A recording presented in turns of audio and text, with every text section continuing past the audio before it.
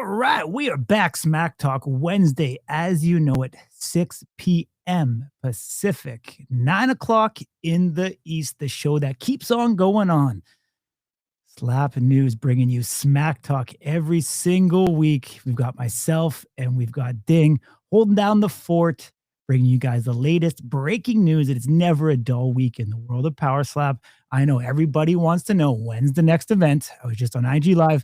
Probably got that question 5 or 6 times within a 5-minute span. People are craving for Power Slap. The desire is there. They want to see more people get slapped in the face. But we've got some other news. We've got a training camp that's coming up in December.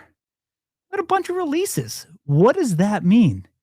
We're seeing the letters go public from some of the athletes. Some of them we know, some of them we don't know. We don't know the full extent of the roster cuts that take place. However, we do see them trim, the quote unquote fat every once in a while as it relates to the Power Slap roster. We don't know the full extent and detail why every single individual is released or not. However, we do know that performance obviously plays a big factor into it. And, we've heard from some athletes that went public. Some of them come to us to go public. We've heard from some athletes as well that don't want it to be known that they have been released at this particular time. So I think if you are, astute and you're on the insiders group in Instagram, you will know all of the latest roster updates.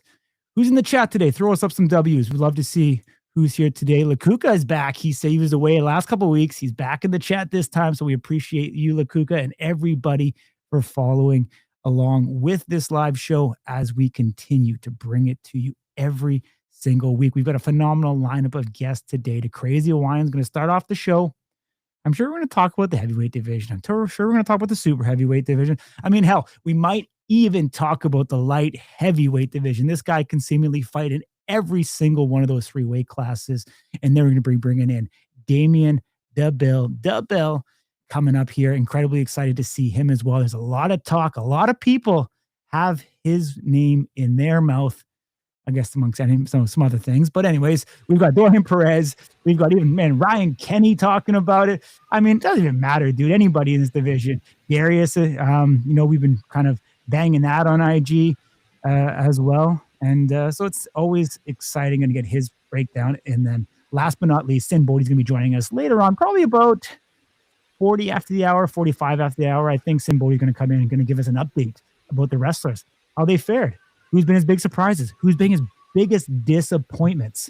We're going to find out what Sinn thinks, and we're also going to talk to him. And if you guys, any prospective wrestlers that are watching this live, you have questions for Sinn, drop them in the chat. Sinn will love to take your questions because Sinn Bohdi loves Sinn Bohdi more than anybody else in this world. And we appreciate him. Dang, I know I've been going on rambling for the first 3 minutes plus here, but how you been doing? Another week, man. It's tough. We always wonder. I mean, I'll be honest. After the big layoff between 12 and 13, I always wondered if we'd kind of be back here where we have this like mysterious period of time where we don't really know what's next. We know Power Slap 18 is next. We don't know when. We don't know where. Here we are again, man, and we're being creative, and hopefully we don't have another layoff like we did from March to June. That was a bit long. Here, we're expecting something in January, so we're looking at about a little under 2 months, so not terrible. Actually 3 months if I know how to properly count. But I'm a little nervous if I'm being honest. But there's still stuff going on, a lot of stuff shaking, people shaking the trees, people going at it on social media, of course. For those of you who just scroll the interwebs, kind of what I'm talking about. It's unfolded, right? Luke Simons, James Seekman is kind of the big one that's been going on, but there's some other guys that are going at it back and forth, some personal stuff unfolding. Maybe we'll talk about a little bit of that tonight. It just depends on where things go. But super excited. Like you said, man, the Crazy Hawaiian, haven't talked to him in a little while. He's been teasing his return. So I'm curious to know what's next for him, what he sees as kind of that comeback fight. Where's he going to be? Light heavyweight, heavyweight. Is he still deciding that? Where is he at as far as his weight goes today? Fast forward in the show, we're going to have Damien Dibbell, obviously big guy, kind of in the news. He's kind of at the top of the most exciting division or most talent-rich division, as I would say. As you kind of mentioned, right, this whole thing with Darius, and is that history going to kind of come full circle here in the coming months as these guys finally get this matchup that, for those of you who were newer here, you don't know, but has been looming for years at this point. And, has Darius done what he needed to do to get back there? We'll find out the champion's thoughts on that match. I know that that's a fight that we posted earlier this week. He himself said back in 2023, early 2023, and I'm sure he said it before that. It's probably just difficult to find some footage of that. But as early as February 2023, he said that he wanted that match. So let's see what he's going to have to say about that. And then Sinn Bohdi, man, honestly, I've got some great questions for Sinn Bohdi. Obviously, we made it public, the departure of Erica. That leaves Sinn. And then, Justin's kind of the new guy. He doesn't really have a face per se. Not a lot of people know exactly who he is if you haven't been on the inside. So I think in a lot of ways, Sinn, holds a lot of knowledge and information. So we'll see what we can extract from the man himself as we prepare here. Like you said, I think it's 2 weeks. Is it 2 weeks to the day or 2 weeks? 2 weeks to the day yesterday. There's a training camp coming up. Here in Las Vegas, and so, or there in Las Vegas, whatever it is. So, lots of important stuff happening, and of course, our least favorite part of all this is the releases. Some guys, like you said, making it public. Some guys, out of respect, they've asked us not to make it public, and we'll respect that, of course. Whether you're a signed athlete or not, we built relationships with these athletes, and obviously we want to make sure that we're being respectful of that on both sides as they are to us. So we'll keep that private and to ourselves for now until, if the time ever comes that they want to share it or they want us to share it, we'll do so. But until then, you kind of just got to pay attention to, the rankings and the roster on the website. I know the website's everybody's favorite subject matter these days, right? The accuracy of it and how reliable, quote unquote, it is. But listen, I think they'll get better. Yeah. I mean, shout out to all the strikers that tune in this show live. We appreciate all your love and your support. King DeFrank, Cody Young, Casey, I see you there from SFC. Who else we got in here? We got Lakuka. We got Azael. We've got Dale Minner joining us. Nate Bernard. Appreciate everybody for the love, the support. If I forgot about you, we got Bordeaux tuning in as well. The man, the myth, the legend, the coach, whatever you want to call him. He's everywhere, everything to everybody. So we appreciate you, sir, for joining in. Incredible show. But let's get into it. The Crazy Hawaiian. I believe he's sitting there in the wing, ding. If I'm not mistaken. Let's get him on. He was. I don't know where he's at now. I don't know. Maybe he's back. We may have made him wait too long. He's a bit Hollywood these days. Exactly. The stars and the stripes, they get him, and so we may have to just reel him back in here. If you could, and in the interim, I'll get us going. But Lorenzo Florian is champ. That will forever be funny. Yeah, I don't got a great answer for that one. Obviously, it's public now. Lorenzo Florian's last match was very unusual. Had a really weird ending, kind of, Paul Teague-esque. And I like Slapdog. I've spent time with Slapdog. We've spent time with Slapdog in Las Vegas. We met him, his incredible wife. Obviously, he's in the first set of Power Slap cards, so we spent a lot of time kind of bonding and talking about that. But I'll be honest, I was pretty disappointed with the decision that was made. Honestly, if you are injured or what have you, that's fine.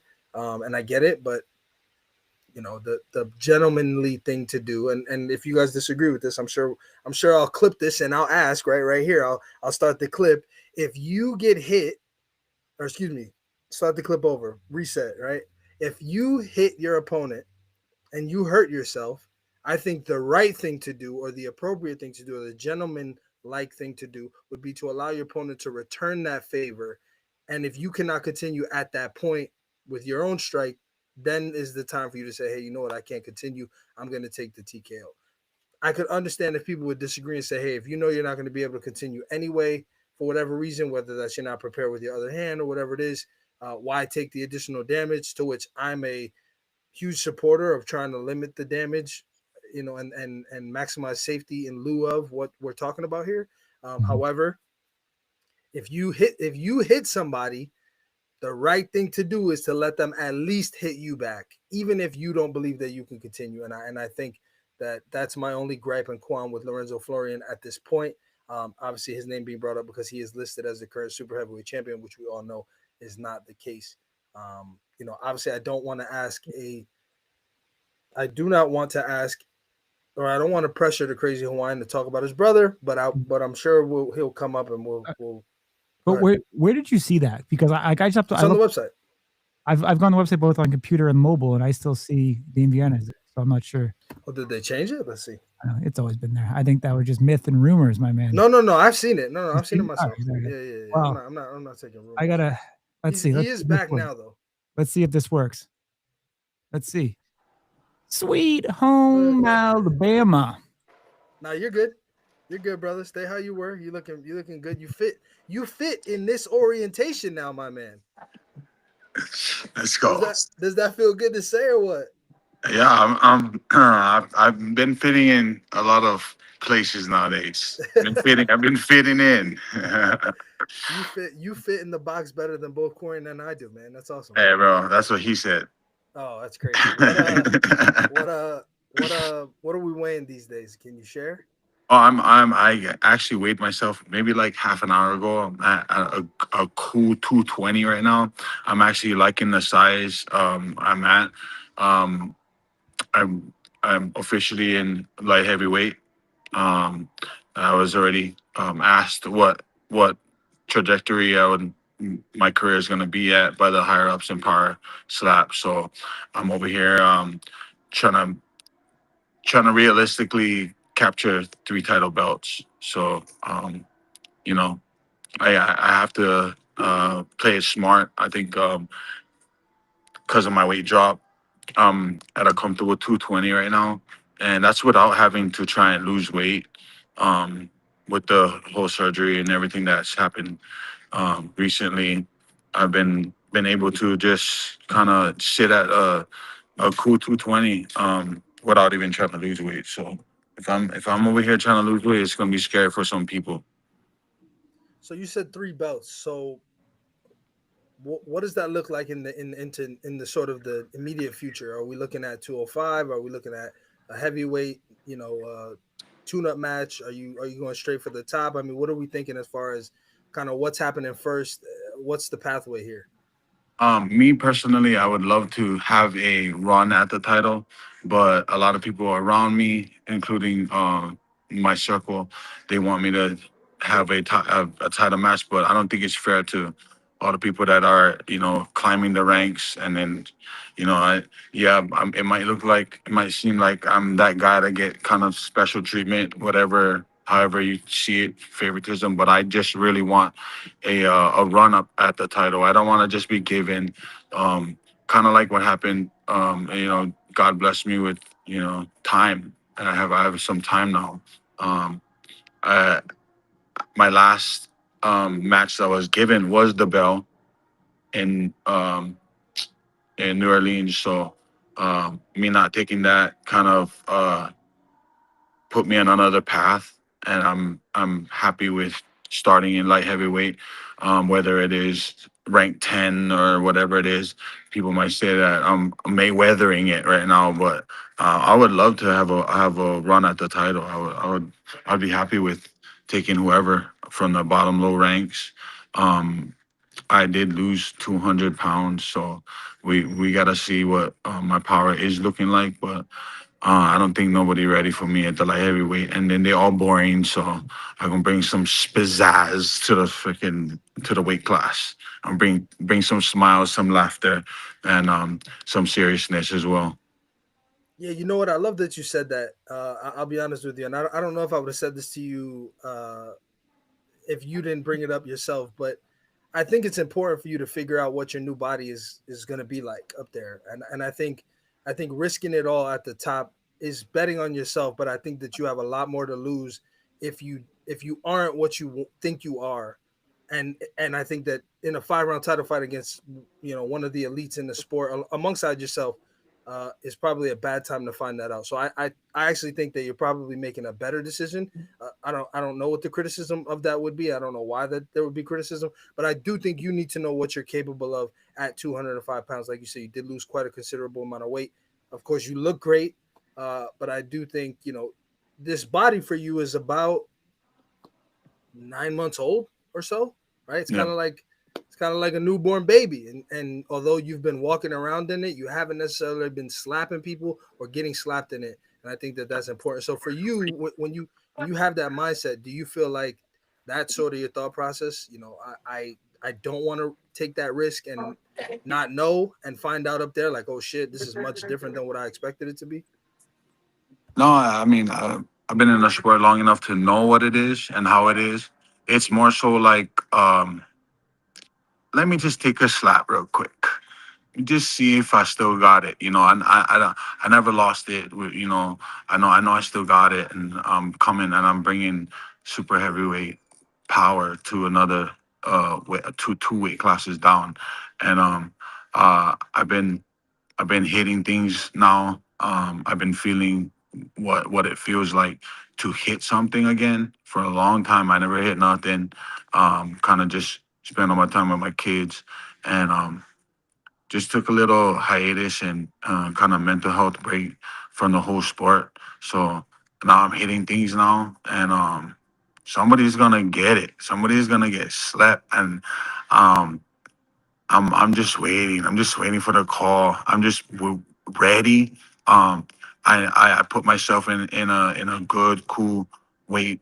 Um, just waking up, doing the everyday thing, not really training, but I know what it takes to be a leader in the sport. I know what it takes to go to the top. I've been there, done that.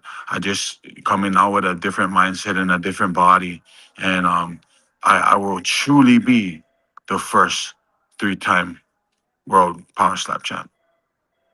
So with Everybody that, trying to say that, but I'm really gonna do that. So so with that, you want to do your light heavyweight thing and then move on to heavyweight at some point in the future. That's your intention, I'm assuming. yeah, I'm at the beginning of my second, you know, contract with Power Slap, and it's a 6 fight contract. So I'm thinking, all 6 fights in a light heavyweight, and then kind of negotiate for some big money on heavyweight because let's just face it, like no one's been able to hurt me in a super heavyweight category. So I would love to see somebody, somebody that's got it that can take me out or try to, because I'm gonna be coming. My curiosity lies in if I can take a slap for sure. One last one from me before I turn it over, and I want to be sensitive here and respectful, so I'm going to be very general about this and leave it up to you to take me where you want to take me. But um, there was some comments made publicly, both by you and another individual on Facebook recently. Do you want to address anything related to that, or is that just what was said, and you prefer to move on? I mean, I don't think my dramas with people are gonna cap anything that Luke and James went through. But oh, name dropping over here. But no, yeah, like a little advice to the people that just joined in the slap power slap family or whatever you want to call it. Um, Blood makes you family. You can think that you family all you like, but if you're really not family, um just stay where you at. No, don't try to um give all of yourself to people because you cannot trust nobody. In a game, this power slap industry now is really a dog eat dog thing. I see it, I lived it, and it's hard to trust. Before power slap was hard to trust, but not everybody just kind of in after each other, trying to have some personal gain um, through other people. I've helped people keep their careers alive, and um, I'm not gonna drop any names, but they should be more thankful to me that I made the call, that I put my name out there because my name is bigger than most people in the sport. But I putting my name out there for other people to keep their careers alive, and I just don't want to be fucked with no more. You know, uh, People kind of take my kindness for weakness and my when I go MIA or when I go rogue. Don't come looking for me. Don't come searching for me. Don't ask for me. I'm going through my shit and I'm dealing with it on my own. Um, I just want to have that kind of peace in my life now. I separated. My circle is really small, smaller than it's ever been. Basically, You know, you cannot trust nobody nowadays. Everybody is out to get something out of somebody, whether you like it or not. That's how the game runs. And you know, let's keep the dramas where the dramas is at. And is no more because that person I kind of cut off, and the only way they're gonna see anything is to other people. So I wish them all the good luck. Whoever tried to fuck me over in the past, uh, good luck, because there's no more Mr. Nice Guy. Lane, great to catch up with you as always. Always appreciate our conversation, whether we're sitting there eating, bao buns after your champion defense, or we're sitting at the Venetian enjoying a little breakfast buffet. I mean, we've had a few meals back in the day. Yeah, man. I mean, you guys, I mean, Slap News is the number one coverage, bro. You guys cannot touch this. No one can touch this. As much as people want to join the Slap game now, and what you guys do is professional, on time, and you guys always bringing the best news. And I think everybody running to you guys for the news. I know a lot of people are out there trying and keep trying, and this is who you guys got to follow right here. If you guys like follow some good people. It's Slap News. Always, brother. It's always family over here, though. For real. Always family over here, man. You guys got me, man. Awesome, man. No, I appreciate that, man. Much love. We appreciate that as always. We work hard at it. We don't toot our own horn too often. We don't rest on our laurels. We keep working day in and day out. As you know, we've been here from the beginning, and we keep on trying to drive and evolve and change and push the boundary, because we think that the sport and the athletes deserve to have a platform where they get a non-biased, free, fact-based news source that allows us to remain credible. We're not always the first to market, but I'll tell you, we're always the most accurate, because we double check our sources Fact before checks. saying Yep. That's what's up. anything whatsoever. You were at the top of the mountain. And I mean, when you're at the top, everybody is gunning for you. Within that, you get to see the true colors of people, within the sport, as you alluded to, but even people outside of the sport. You get to know who is truly your friend, who's on your side and who isn't. You've had a trial of tribulations here. You've had the weight loss, you've had the knee injury, you've had, a bunch of drama seeming to swirl around you now. I know you've gone and you've had these dark days the past year, probably greater than, even, myself, Michael, or even, probably anybody around you. There's seemingly change, there's seemingly things that you have to work through. Do you feel like this phase, and I'll just say 2025, this season of your life has been one of the most hardest times of your life that you've ever gone through?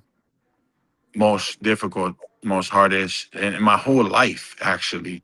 So I've been so quiet, and I've been trying to just fix me.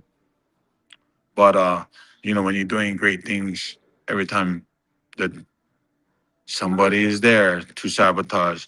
But it's all about keeping your sanity. It's all about keeping your mental health going. It's all about keeping the people around you that actually is worth your time, your effort, and just your presence. Um, no matter what you're going through, uh, you might seem like you're going through more than anybody else, but really ain't going through shit.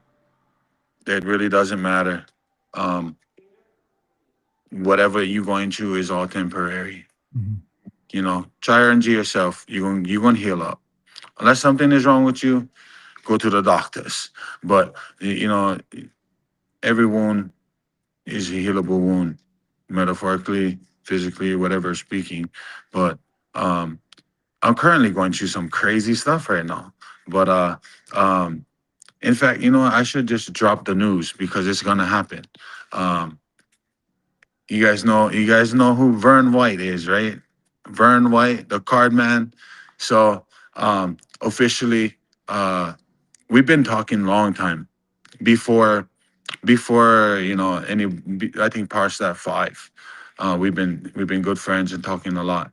Um, Currently, I am in the middle of moving from Missouri to Nebraska, and Vern's gonna open up his house to me and my family, and I'm gonna actually start training every day. And he's gonna take accountable. He's gonna help me be accountable. He's gonna be what is that guy's name? The trainer for Rocky Mick.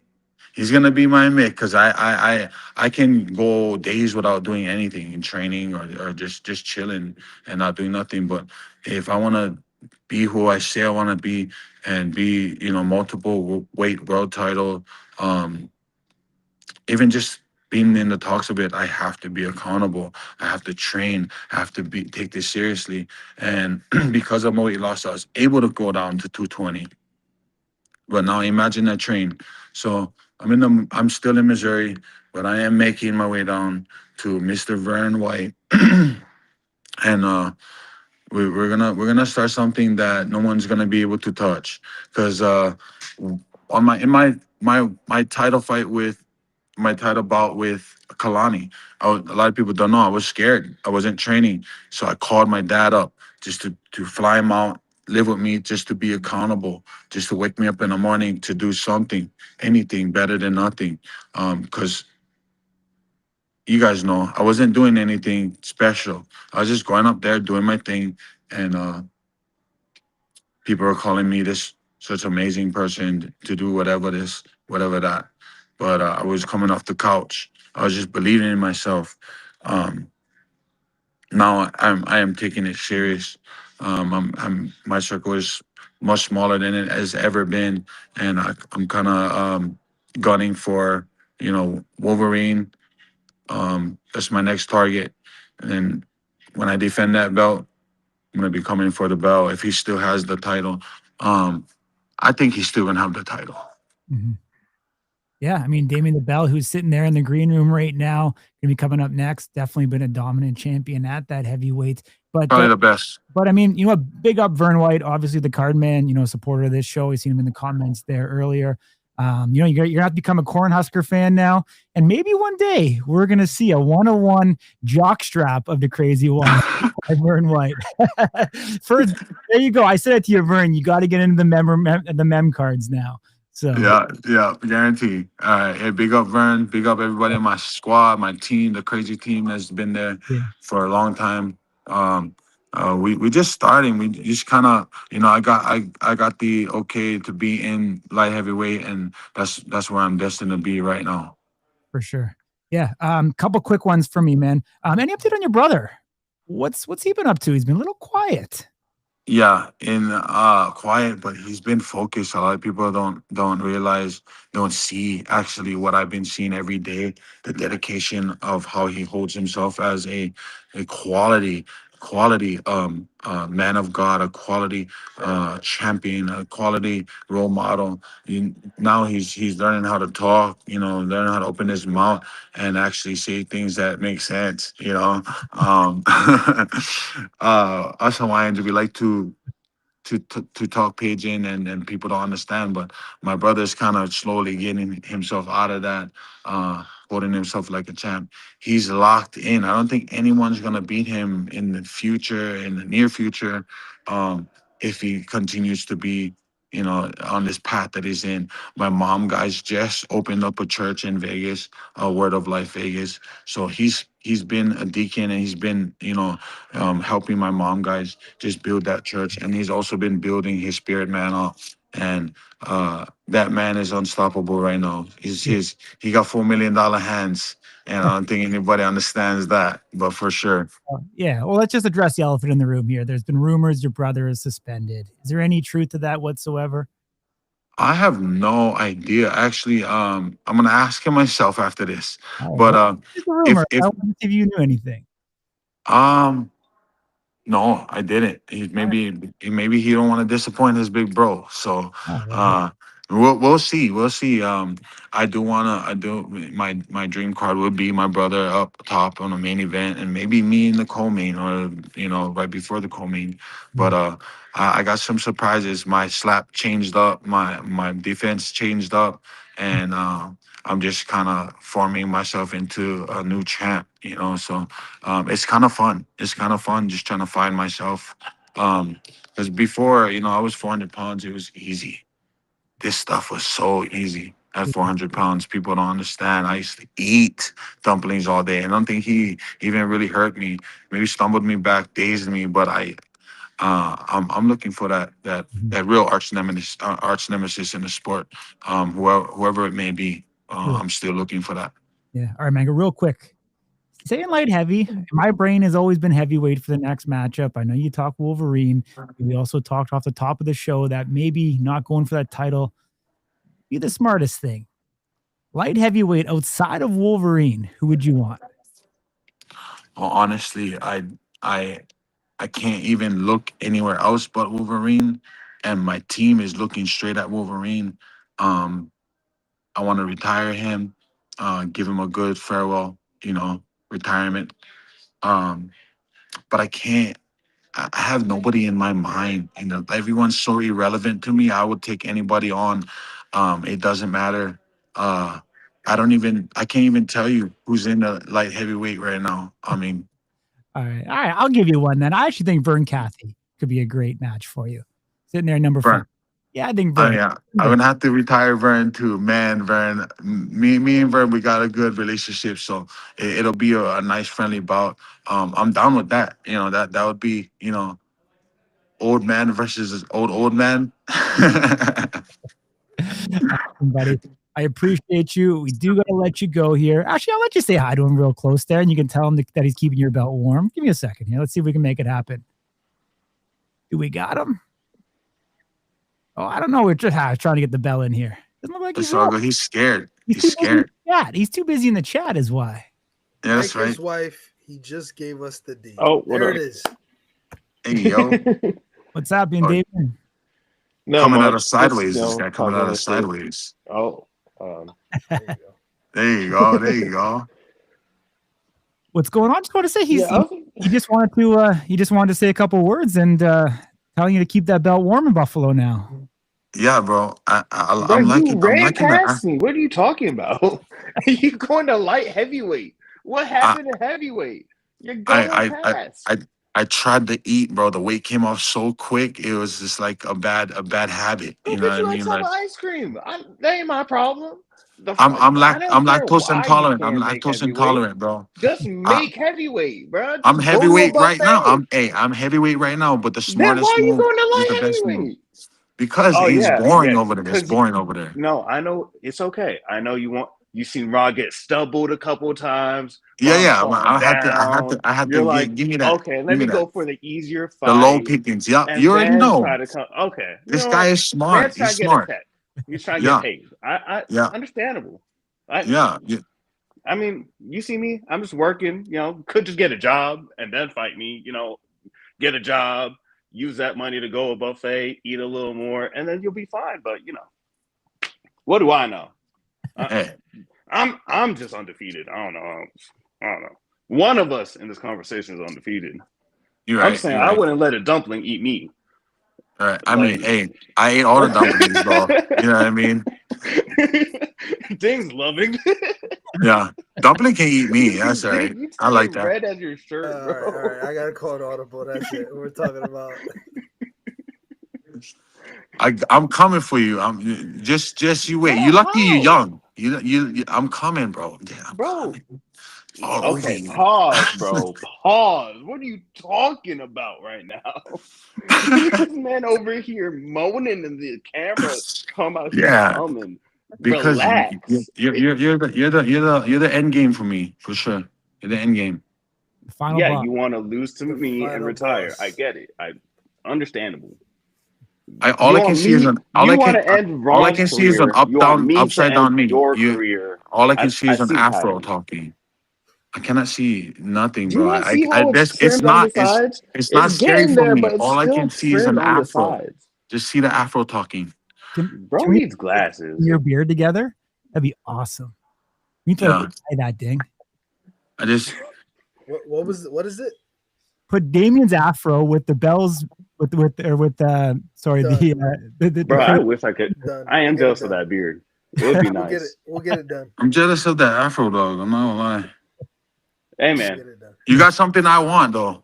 Is that Is that it's not the it's afro? Not the afro. Oh, it is the afro. Listen, man. Hey, bro. Yeah, but keep that belt, bro. I don't think anybody's gonna take it from you, but I will. Awesome, buddy. Good luck, Talking brother. to you, brother. Take care. We'll see you soon. Easy. Thanks, man. Appreciate it. Damien, I gotta start right off the top. Nate's pressing me here in the chat saying you are in Buffalo. Yeah. Am I lying, or are you actually in Buffalo? No, I am. Well, it's kind of next to Buffalo. It's Lancaster, Oh, but it's the region of Buffalo. It is like 3 miles off. You're saying? Yeah, I'm literally on the border of it. It's Okay. I'd call it Buffalo. All right. So there we go. So I wasn't too far off. See, I knew something about something. Flip flopping. All right, we're behind here. We've kept the man waiting long enough. Damien, I'm curious. There's been a lot. Your division we talked about is on fire. Like talent is just spewing from everywhere. I mean, you may not look at them as talent because you're obviously kind of looking down and you're sitting at the top of it. But you're acting like I'm over here with some god complex. I saw you shaking your head, so I figured. But talk to me, man. I mean, what realistically? I think right now the big two names are Darius and Dorian. One you've not faced before, one you have faced before. You weren't particularly happy with that performance. We posted, I don't know, early, what's today? Wednesday, probably over the weekend or last week, a clip from you. It might have been your first Slab News interview. This is Glasses, Damien Dibbell. Yeah. Before the LASIK, before the heel arc. And you had said, that Darius was kind of the mark. Darius was the target. He was the goal. At that time, he was undefeated heavyweight champion in another promotion. Kind of, that was while Road to the Title was going on. And you said, he was the guy. And you fast forward 2.5 years and he's in Abu Dhabi, fresh off of a win over West Mena. And he's saying now, you're the guy. I want the belt bad. And he's just holding my belt. And, it kind of feels like, chemical romance here. But there's still this Dorian who's just mowing down everybody they put in front of him. Pono Paul, Zakir, everybody who's touted as the guy. Obviously has the loss to you, but you said publicly you're not really too happy with the way that all went. And he's just, since then, he's just also still been on the tear. I mean, he's not finishing guys, but it's pretty one-sided, generally speaking. I mean, not the way his face looks, but the way that his performances speak. Who's the guy, man? I mean, from your perspective, who should it be? Well, personally, I feel like Dorian has done more than enough to earn it. But as we've seen, they wouldn't give it to Dwayne. I mean, to be fair, I knocked Dwayne out, but they wouldn't give it to him, even though we didn't fight a championship fight before.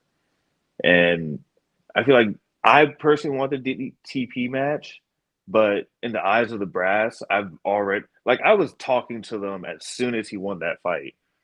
I just don't think it's going to happen. I don't know what about his loss that they don't like, but they just don't want the rematch. So honestly, I think I'm going to be fighting Darius next just because they moved him so high in the rankings so quickly, and they could really, push that match as the first long-term champ in the other league and finally meets here. I can see them doing that, but personally, I think DTP's done more than enough. All right, now in the spirit of you being an aspiring attorney, I'm going to do what you should do in your court cases, and I'm going to push you on what you just said. What can you tell us? Who said that they weren't interested in the rematch? What was this specifically said to you? Literally, hey, we're not interested in the rematch. What details can you give us about that?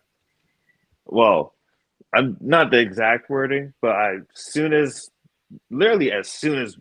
he won his last match, I messaged Frank directly and I was like, so you gonna give me the rematch? Are we finally doing this? What's going on?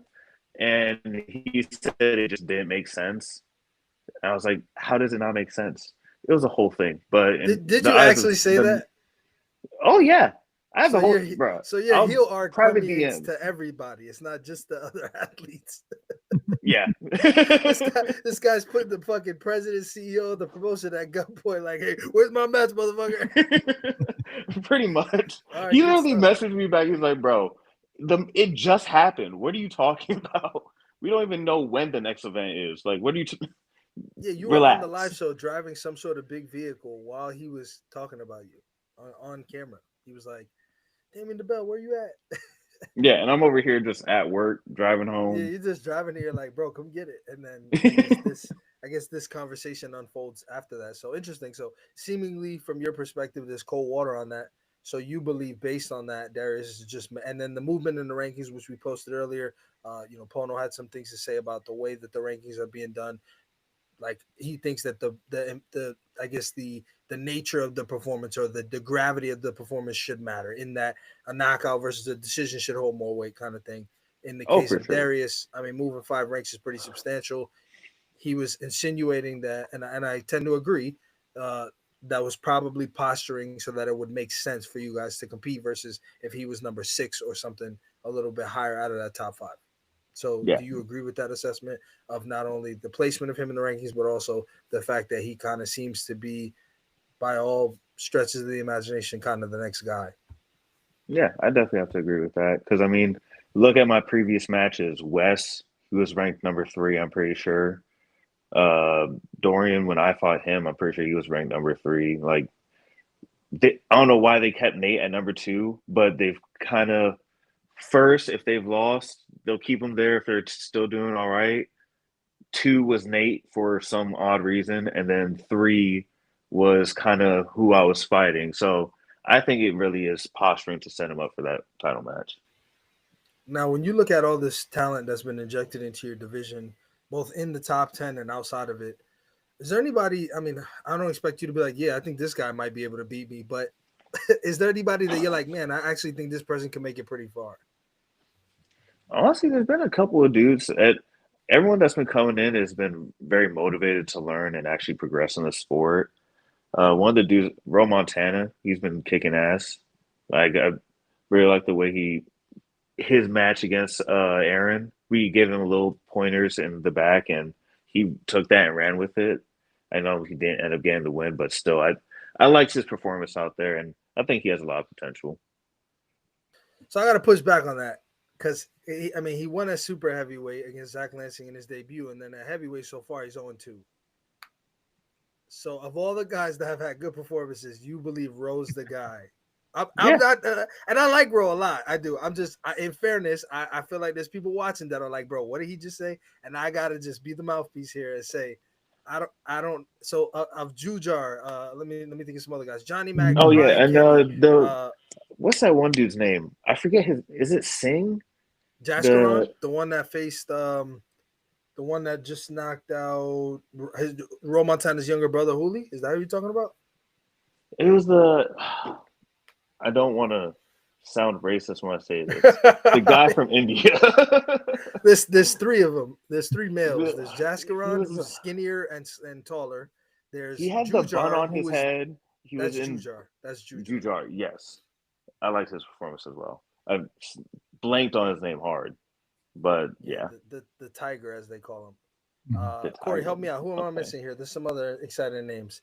Jordan Oasis. Jordan Oasis, another one. He left this guy kind of stiff. I mean, I know you can't give credence to new guy versus new guy, but Johnny Magna, Ryan Kenny, those are guys that have been up there now twice.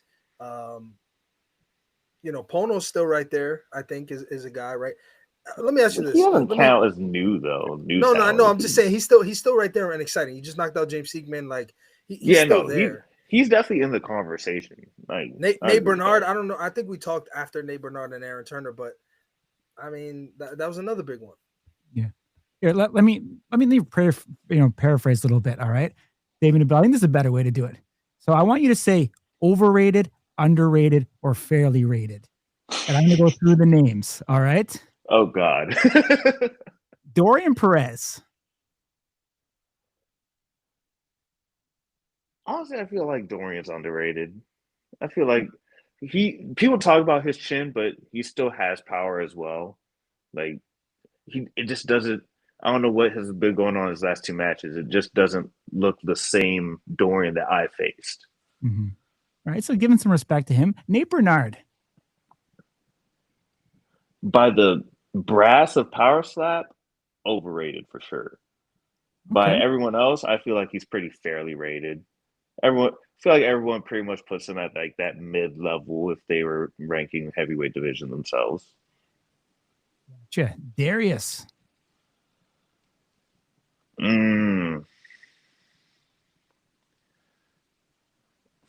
Honestly, it's hard to say because his previous performance before these last two matches, or his match against West, really, and I'll just say fairly rated. I'll just put it right at the middle. Tell the truth. Just Tell fairly the truth. rated. Tell the truth, bro. I'm calling cap. Tell the truth. Tell the truth. Say it, bro. Say it. I know it's hard, bro, but say it. Do it for the guys in the back, bro. Do it for the guys. I'm gonna stay out of this. They try to instigate right now. All right. Well, we got an answer then. So let's move on then. Wes Minna. Guy that you face. At this point, probably overrated. I mean, he's going down the same path that Nate went down, but he doesn't have the same favoritism Nate has. So, you know, pretty overrated. All right. What was wrong with what I said? Bro, what kind of gifts do people got to send Frank Levisella to get that privilege, dog? I mean, this is crazy. He said he's not his favorite. Bro, Nate's knees must be hurting or something because that shit crazy. Oh, Damien. Dude, I guess when you got 6 belts like you do, you can say whatever the fuck you want, I guess. Hey, you and Nate at the dispensary in Buffalo, bro. I'm calling it right now. Where Nate at? Nate is in the Maybe I'll find my ass. He's like, Nate, I saw you at Walmart today. They gonna be like, yo, you guys seen the guy in a flat top around here? He's like, you ain't Buffalo. I know where you live, bitch. I recognize that street. Funny. Pono Paul. Pono Paul. Honestly, I feel like he's underrated after his match against Dorian. It really hurt his image in the brasses in everyone's eyes because he didn't show out. He honestly looked like he didn't want to be there for that match. So I feel like, you know, pretty underrated. Gotcha. What's the key here? Yeah, definitely overrated. Unlike a barometer of overrated, are we pushing the? I mean, if you're like scaling it, you know, it's up there. Like he did all right against Dorian, though. He definitely improved over his other matches, but still, he did all right. Aaron Turner. I think he's pretty fairly rated. He's in that spot. We're gonna go deep now. You may not even know these guys, champ. I mean, you seem like you haven't been watching too much, but Jordan Oasis. One, do you know who Jordan Oasis is? Two, I know who Jordan Oasis is. I'm pretty sure he's bald, right? He's bald, black dude. Is light skin? He's light skin black, but yes. Puerto Rican. Light skin. My bad. Puerto Rican black? I don't. That's a serious question because I don't know. I'm not actually making a joke. No, black enough. There is African in us, but not. Okay. I mean, I wouldn't. If you said the N word, I'm not going like, what the fuck? Black enough. What? Big privilege, I guess. Next question. Anyway, Jordan Oasis. The question wasn't answered. I don't even remember his match. I mean, he knocked him stiff. That's all. There's only 2 that have ever really done that, where the guy gets like stuck in a position. Yeah, I feel like we just need to see more. I feel like any of those newer guys in the lower rankings, we just really need to see more. But I feel like with that kind of knockout, probably underrated for where he's going. I could see him making his way to the top. Gotcha. Johnny Magna. I swear I remember him. Pretty sure. Yeah, no. I definitely know who Johnny Magna is. The blonde man bun. Blonde man bun. Got the little stripe. Yeah, I talked to him at the after party. Or not the after party, the pre-party for Powerside 15. Yeah. The one thing about Johnny Magna I loved is that he was more worried about telling Ryan Phillips to shut up than he was about slapping Ricky Southall. That was pretty cool. Yeah, that right there, that alone, underrated, bro. He's going places. That man could tell some character, all right? Yeah. I fuck with that guy. Yep. All right, one last one. Jujhar Singh, the Tiger. Oh, the Tiger? Honestly, I say he's fairly rated because he does have a lot of hype behind him. I could see that being justified. Like, he had a pretty good performance for his first one, so I say pretty fairly rated. All right, champ. Appreciate you as always. Great to see you coming in. As I said, when you got 6 straps, you can say whatever the fuck you want. That's a fact. What are you gonna do? Bro. Sling on me? I don't know, bro. Nate be carrying a sidearm at that dispensary, man. You better chill, dog. I don't give a fuck. He's in the chat. I don't know about bro, that. I grew up in a gated community. I'm gonna call the police. I'm calling the cops. I'm calling the authorities on your ass. I'll be officer that one. Crazy. My distant Pick his ass up. Matter of fact, he got something in his pocket. Champ, always a pleasure, man. How many you got? 5 belts now or 6? It's 5, right? Still? Yeah, 5. Yes. 5 belts. Yeah, because I had 6 fights and 5 championship fights. Can you solemnly swear to tell the whole truth and nothing but the truth that none of the belts that are behind Corey are yours? No, they are not mine. I have held all of my belts. I'm building a collection. I want to build a suit of armor out of power slap metal. And I'm going to go compete in medieval MMA with it. It's going to be badass. I'm just going to have them all strapped around me and like duct taped together. It's going to be great. Look forward to it. Oh, Nate said he knows all the cops in Buffalo, so you're toast. Well, he's not in Buffalo, apparently, so. He wasn't ready. You got me there. Champ, always a pleasure, man. We appreciate you. Always good to chat. And yes, sir. If it's you and Darius, man, we'll be watching. Just cue the DMs, the hateful DMs from some guys that you said some bad things about tonight. Hey, if you ever got a problem with what I say, hit me up. I don't give a fuck. We'll talk some shit. Deuces, guys. He'll make a video or 2 of your knockouts. Oh yeah, especially if you've been knocked out, bro. I'm gonna put that shit on instant replay, zoomed in on you on the ground. Don't do it. Don't do it, bro. Don't do it to yourself.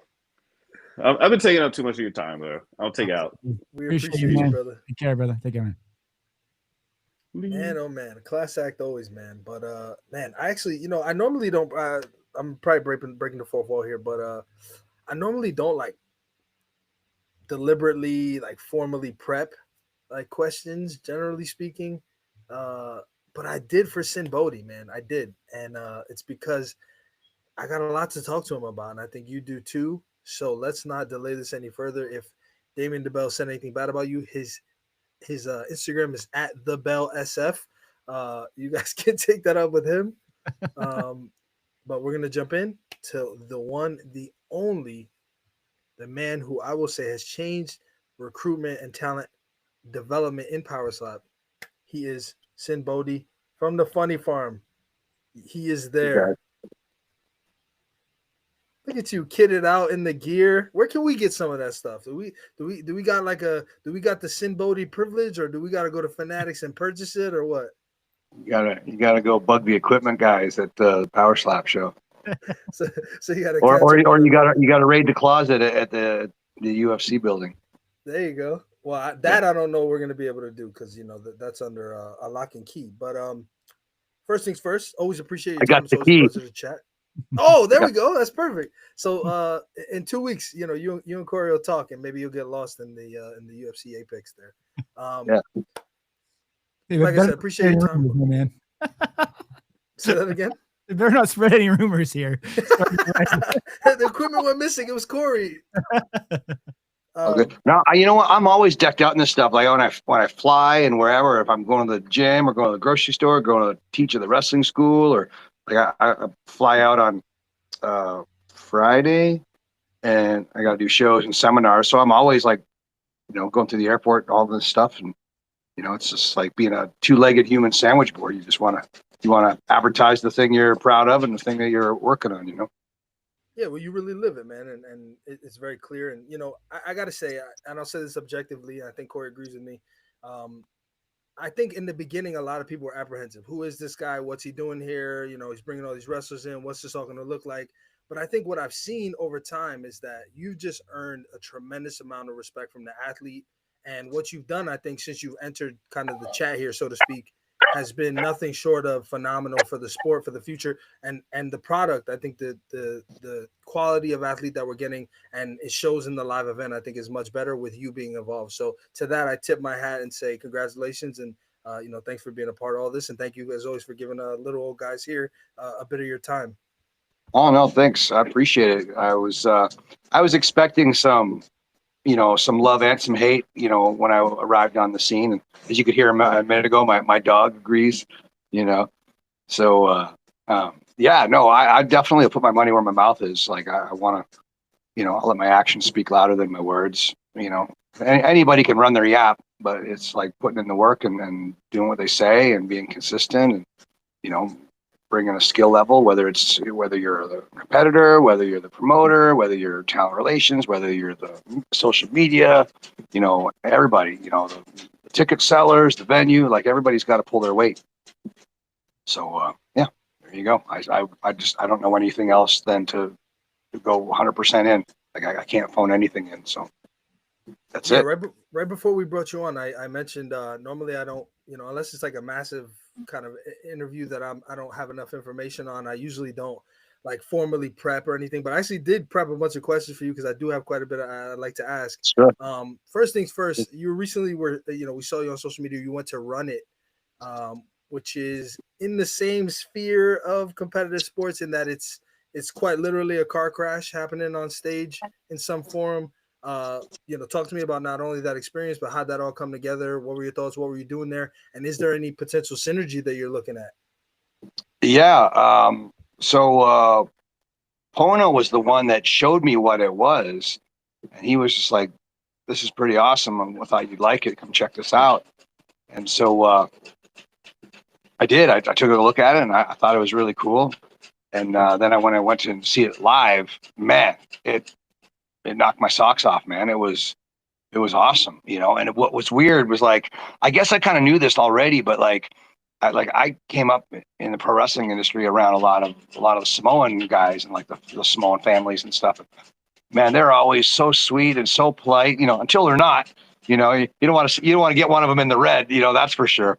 But always just so family oriented and so polite and sweet. And that's what I walked into, and I wasn't expecting that, and I should have, but I wasn't. And like first thing I see this big scary security guy, and he's just like, "Mr. Bodhi, sir, we're expecting you, sir." And I was like, "How are you, sir?" And he was so sweet and polite. And then I saw one of the competitors that made it right to the final match. He's big as a wall, like a 2-legged brick wall, He's like, "How are you, sir? Nice to meet you, sir. And are you having a great night tonight, sir? I hope you enjoy the show, sir." And they were all just wonderful. Like they were so polite, so respectful, and they were all badasses, and I think like, don't get me started on all this stuff, but like just, philosophically, I think like, if you're a badass and you choose to be nice, that makes you kind. If you're a weakling and you choose to be kind, I don't know that you have a choice. I think you're just a weakling, just hoping for the freaking best, So like, I really can appreciate what, when you pack a punch and yet you are a kind-hearted, good person. And all these dudes, they were all awesome. They were so respectful to each other, to the fans, everybody. It was an awesome show. And they were tough as nails. Holy moly, let me tell you. Like, they were amazing. And I'll give credit to Pono. He brought it up and he was just like, "Yeah, you should check this out." And I'm like, "Yes, I should." And I was super happy that I did. And I'll have one of the guys on the upcoming combine, a young man named Jason, who is he won the show in Las Vegas. Like they have every episode or show. Wow, that's incredible.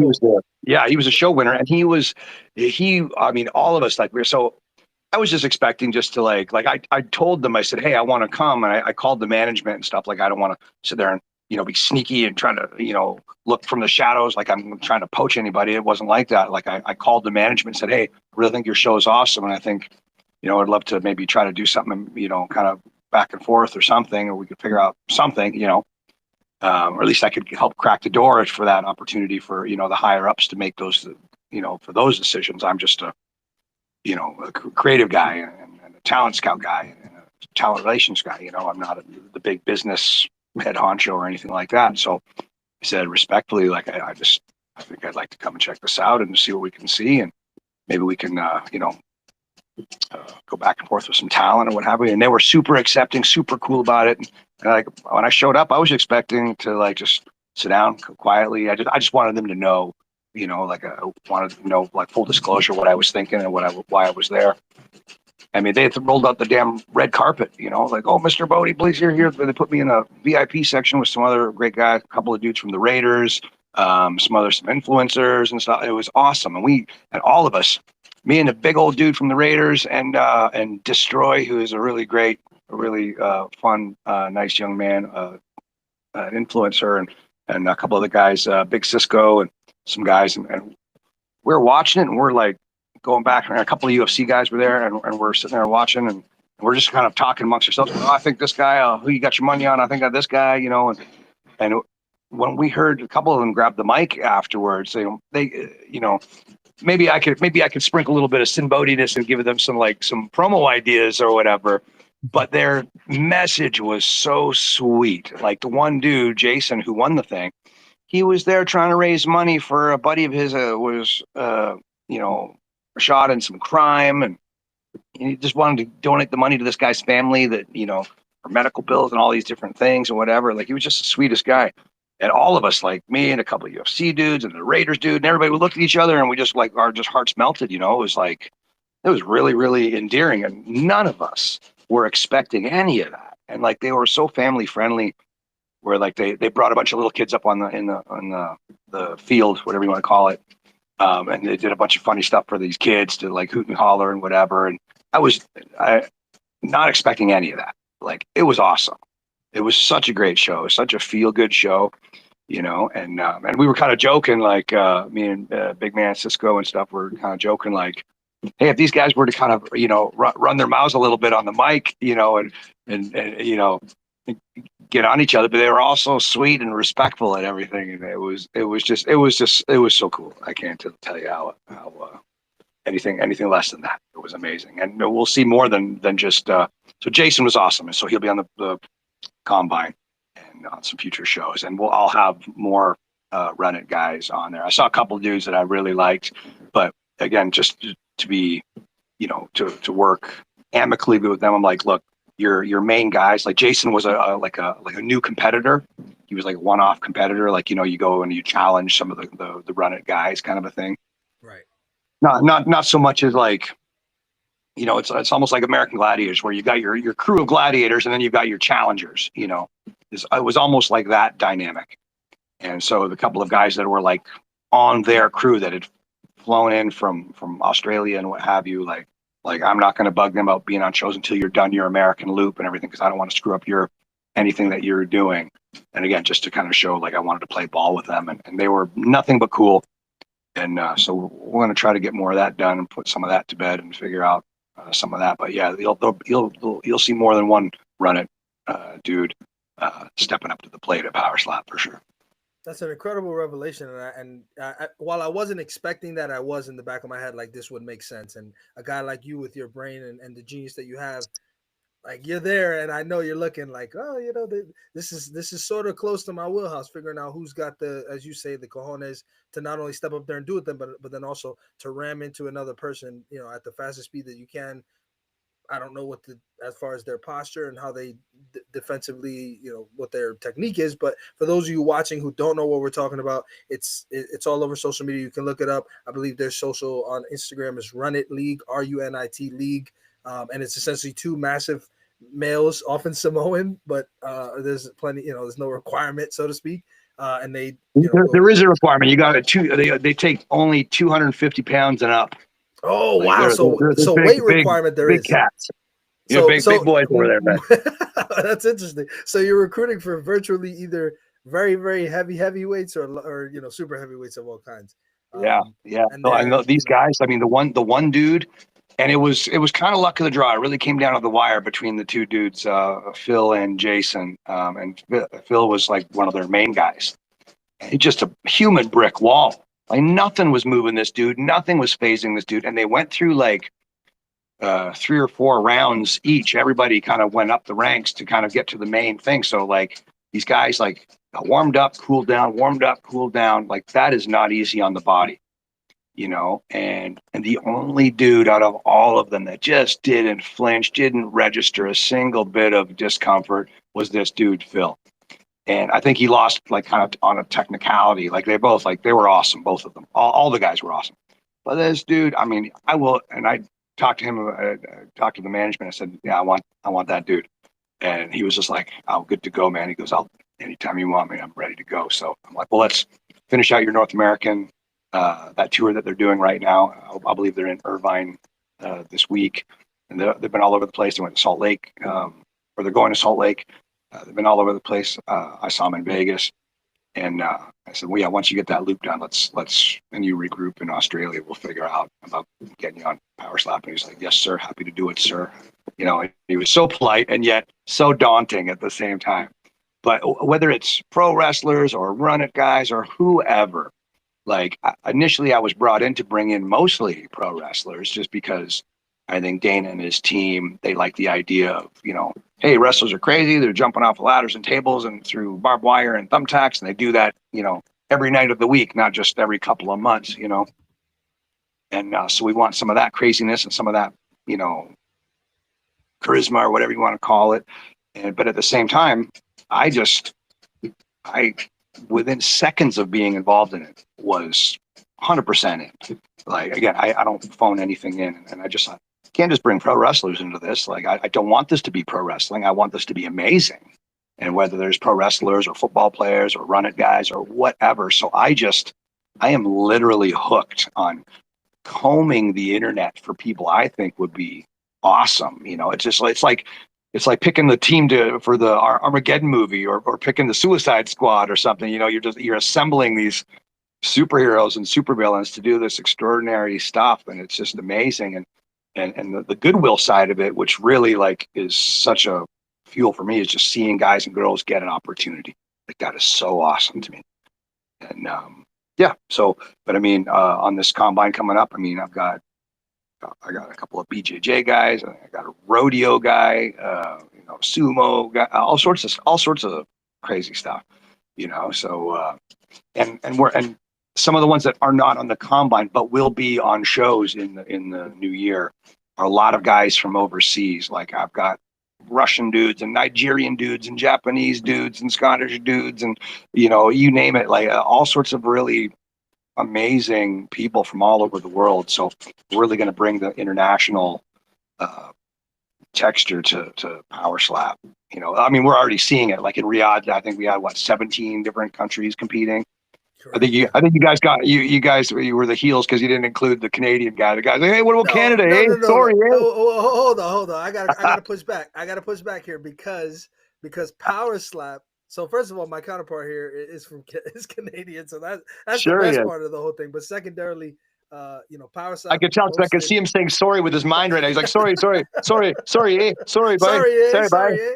The website stated 16 as well, and so we were given false confidence from that, you know, memorandum or moratorium that was posted on the website. We copied that, and you know, our bad on that one. But there was 17. In fact, Ryan Kenny representing Canada, of course, emphatically, might I add. You know, one of your guys, the Viking with the tied up. This is becoming part of the look now. The tied up beard, real tight, and I mean, he just beautiful performance. If you look back in the day, like in my days at SmackDown when I had the long blonde hair, I had my beard was always like trademark braided. That was always like my big deal. So until I didn't do it. When I shaved my head, I didn't like the beard. With the long hair, it looked you know, a little bit what do you call him? What's the Johnny Depp character from Jack Sparrow? It was I kind of had a little bit of the ugly Jack Sparrow is what I had going on. But once I cut the hair, the braided beard just made me look like the genie from Aladdin, you know, minus the blue shitty tan. So I thought I don't want to look like Aladdin. Jack Sparrow, okay, but the genie from Aladdin, nah, I don't think so. That was a good shout out. I do have to ask, the bittersweet departure of Erica, obviously, you know, is at this point is public. Can you talk about the division of labor? Who's in charge of what now? Like, at least for yourself, has anything changed? Like, where do you stand as far as what your kind of what your wheelhouse is, and what, or maybe has that evolved at all since she's departed? Well, I mean, since the time that I joined on till now, I'd like to think that the office, I use the wrestling speak office, for your, Frank and all the whole team, the higher ups, so to speak. I'd like to think they see that I'm busting my ass and doing a good job, and I take care of the talent. I'm prideful of taking care of the talent. I feel much more of like a field sergeant as opposed to a general or a lieutenant or a colonel or something. A locker room leader. Come on, Sinn. That was right there for you. Oh, I appreciate that. I'll take that. I'll respectfully, humbly take that for sure. But yeah, like, I mean, even like overseas, like, in Abu Dhabi and Riyadh, like I'd literally get up early, have my breakfast, I'd work out, go have my breakfast, and I sit there and drink coffee while the whole time while the catering was there for the guys to have breakfast. And I would sit there and I would kind of float around and just talk to everybody, see how they're doing, what's going on, find out what's in their brains, what they're happy about, worried about, this and that, just in life, let alone anything. Like I wanted to get to know the guys and girls that I didn't already know, and just always be there in case they have questions or this or that or the other. And so like I'm very much for the talent, like in wrestling speak, I'll say it's hard to be a promoter when you're one of the boys, so wearing both of those hats is it can be a pain in the ass, because like, sometimes the whole dad adage, like it hurts me more than it hurts you. Like when I watch not just the girls, but like the guys too, the big tough guys, when I see them step up to the plate, it hits my heartstrings, like I wish somehow I could magically eat those shots for them and all that kind of stuff. Like to this day, Haley giggles at me for like I hauled ass like I was Ben Johnson when she got clobbered by Belly. I flew back there to check on her. I threw off that headset. I damn near leapfrogged over fucking Frank to get back there in time before they had her in the medical, before I could not have access to her. And yeah, so like I give a shit about these guys and girls. I'd be lying if I said otherwise. I'm sorry, I'm just hitting the fancy buttons on my little massagey chair here while I sit and talk to you guys. I thought you were opening the safe. I was like, shit, did we have to get a tip or what? Yeah, that's right. But no, I think like, working for the office guys and girls, that they all treat me really nice. I think they're great to work for. But at the same time, like I think again, in wrestling speak, I think Justin and I, you could kind of look at it as a tag team.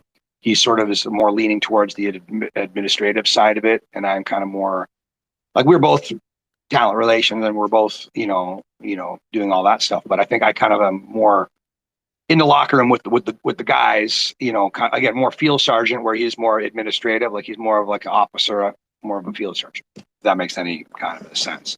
Where they're sort of more clarity than we've gotten. I got to be honest, Yeah, well, we still are kind of figuring it out, because again, Power Slap is growing, and our responsibilities are growing, and again, I think with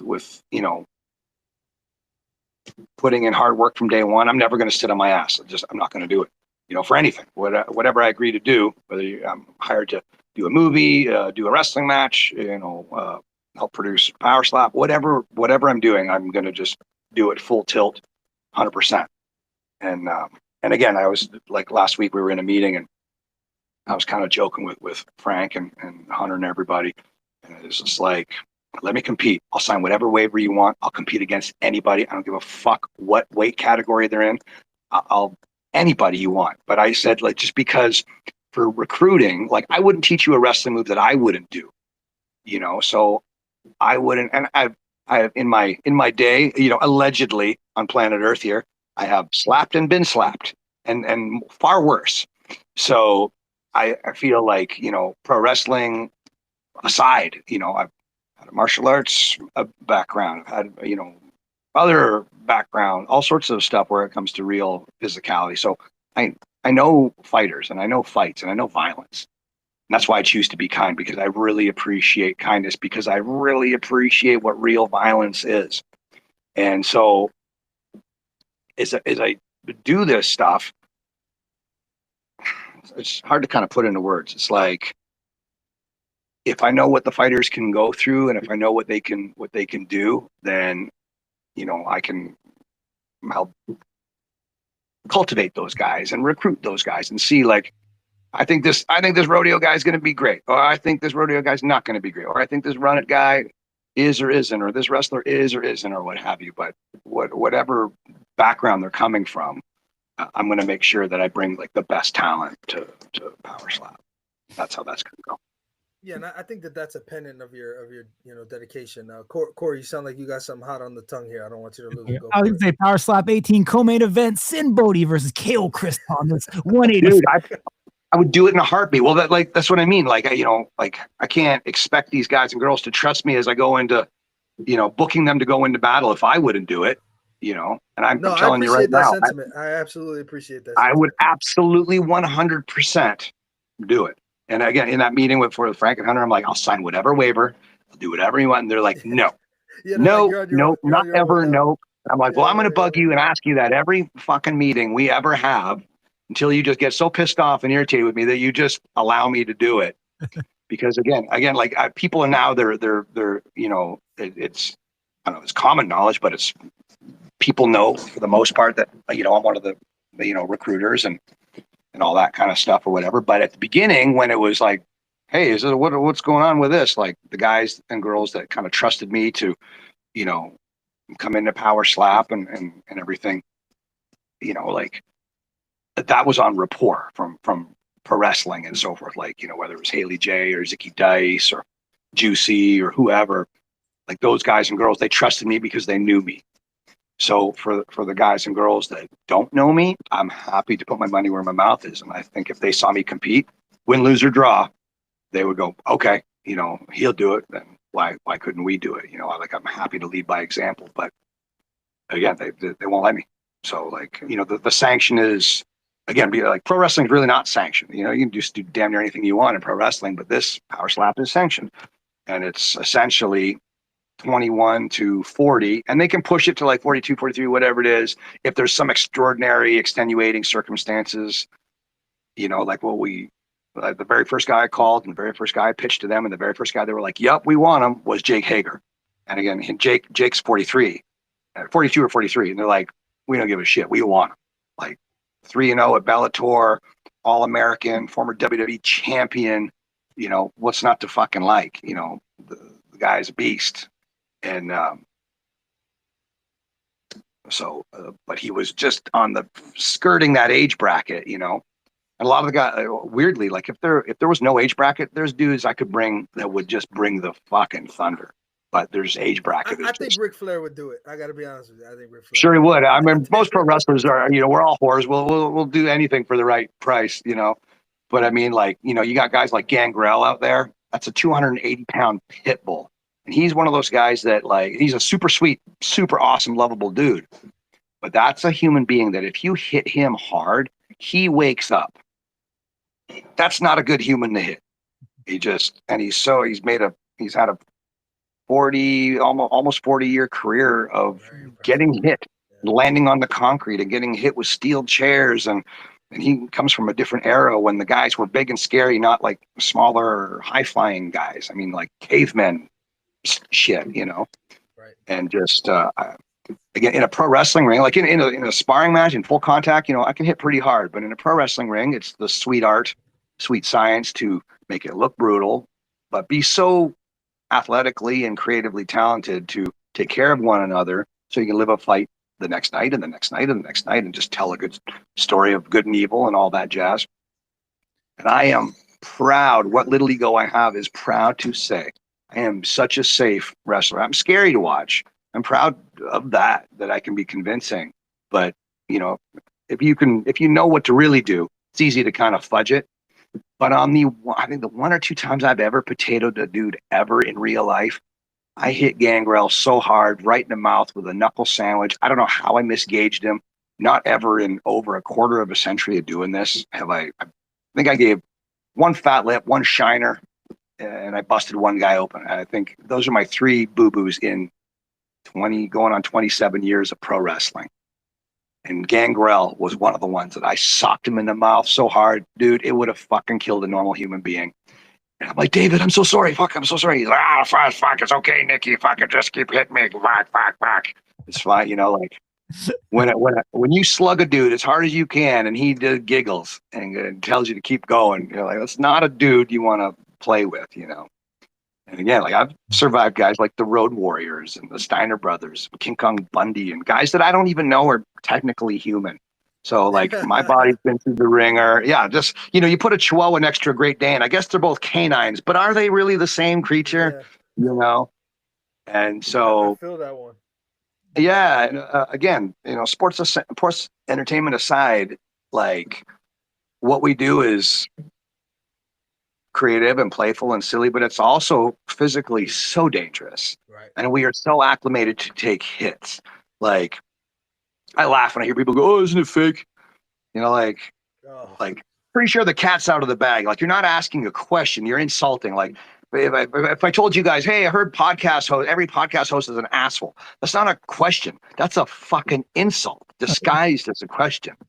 When I hear people say that, I'm like, I just think how dumb they are. I'm like, whoa, next thing you know, you're going to tell me Santa's fake. Like, give me a break, you know, like, you know, but what they don't get is the sweet art of like how we work together to do that. And that takes some athleticism and it takes pain and it takes knowledge and it takes heart and it takes balls.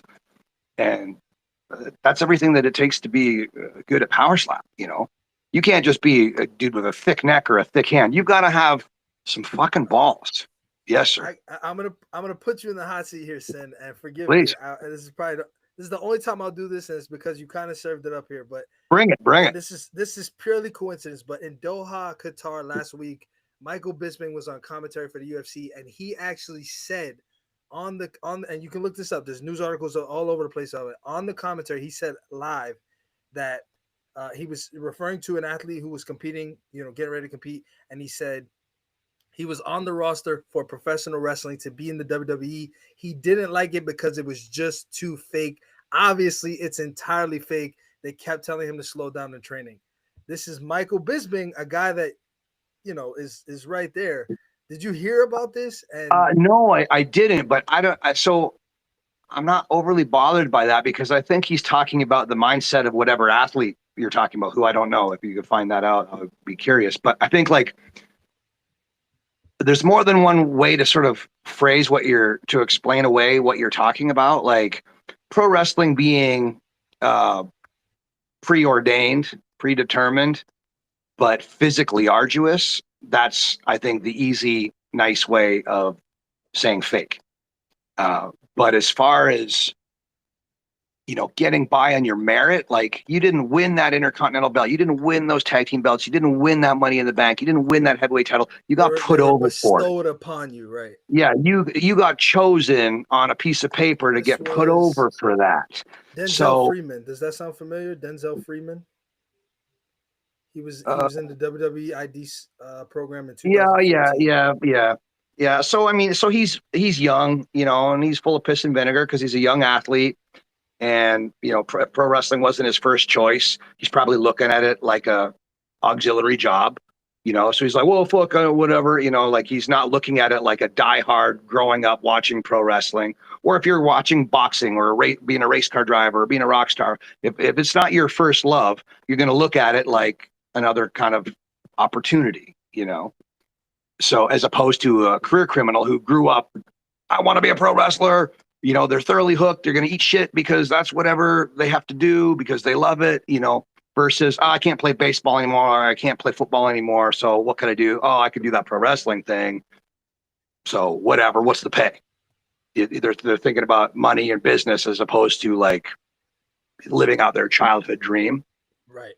And then too, and those guys too, like I'm one of those. I'm a childhood dream guy, you know, but still you grow up and you kind of realize what it is. Like, oh, you're not winning, you're getting put over, or oh, the bad guy and the good guy, or you know, this and that. But too, like the fake side of it that I'll say that maybe I'm hoping this young man is talking about is like having a, you know, kiss up to somebody to get a spot. This was Michael Bisping that said, I just want to be clear. This wasn't Denzel Freeman that said this was Michael Bisping on commentary that stated this. That Bisping was saying that Denzel didn't want to be in it anymore because it was too fake for him. Correct. Right. So that's what I'm trying to say is like, you know, some guys, whether they want to win on their own merit as opposed to win because somebody chose, like Triple H chose that guy to win. So if that's the fake side of it that you don't like, I can appreciate that. I can't tell you how many times I've laid down for somebody that couldn't lace my boots in real life. Mm-hmm. That happens to a lot of wrestlers, not just me. You know, I'm not talking out of my ass. That happens to so many wrestlers. Like there's a ton of top wrestlers that couldn't fight their way legitimately out of a wet paper bag. And there's a ton of underneath wrestlers that are stone cold killers or just tough as nails or whatever, you know, like back in the day, like notorious is the Bret Hart, Shawn Michaels thing, right? Bret doesn't know the Montreal screw job and right. Well, see, like I've coached next to Shawn Michaels at the Performance Center at WWE at the PC in Orlando and stuff. And I was hugely fanboyed out. Like in my head, I kept it professional, but I'm like, holy shit, I'm coaching next to Shawn Michaels, or whatever. But in real life, you know, 5 of Shawn Michaels against like 1 a little old me. Shawn Michaels is outnumbered. You know, like he just is the best wrestler in the galaxy, the best sports entertainer in the galaxy. But put him in an octagon and he's going to get ripped apart. Put him in a street fight, he's going to get ripped apart. Whereas there's other guys that are silly, like a Santino Marella, the funniest silly wrestler ever. He would tear 10 Shawn Michaels apart in real life. Yeah. He's a fucking stone cold killer. You know, that was a nice callback. I mean, there's plenty of guys like that. There's too many to list, you know, like Doink the Clown. Doink the Clown was a fucking Navy SEAL. Like he had done all sorts of crazy shit overseas. Like, you know, not just gave somebody a shiner, but I mean, and I'm sure he's unlived some people, you know, for crying out loud. And then there he is jumping around in a clown outfit. Yeah, so it's like misleading. It's misleading to say the least. But 100%. But as far as Bisping and Denzel, you know, sometimes, you know, athletes that don't grow up again loving it, they get a taste for it and realize, oh, there's a business element, an entertainment element. I'm not winning on my accolades. I'm winning because of a creative choice, and that's disheartening, you know, or physically, like, and then too, just then, you know, so you're thinking about it fake as the political side of it backstage, or you're thinking physically like, hey man, I could kick the shit out of this guy. Why can't I win? But you're being chosen not to win. So if you're physically looking at it like that's too fake for me, I'd rather just be in something that's, you know, not bent like pro wrestling is, like whether it's a power slap or in the octagon or the, you know, boxing or whatever. Be my guest, you know, like, again, like whether I am tough or not tough, it doesn't matter, is in a pro wrestling. I mean, how can you show, like, how can you put on a good show and can you articulate toughness to people, right? So yeah, you mentioned you know, you called him Jake Hager. For those of you who don't know who Jake Hager is, that's formerly known as Jack Swagger, as you mentioned, former WWE champion.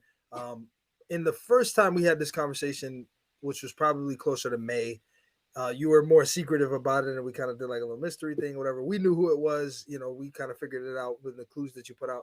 But is there a possibility still in the future that Jake Hager could make his way into Power Stop? I would love it, and I'm sure the office would still love it, you know, depending on his injuries. And then he opened up a new business, and that's really taken up a lot of his time. So if he is inclined to do it, I will certainly follow back with him. And him and I are buddies. I mean, he can call me or text me any day and be like, hey, motherfucker, I'm good to go, you know, and I'd be like, all right, then let's saddle you up, you know. So it's not like he has to fill out an application or anything. He can just call my phone and we can figure it out, you know.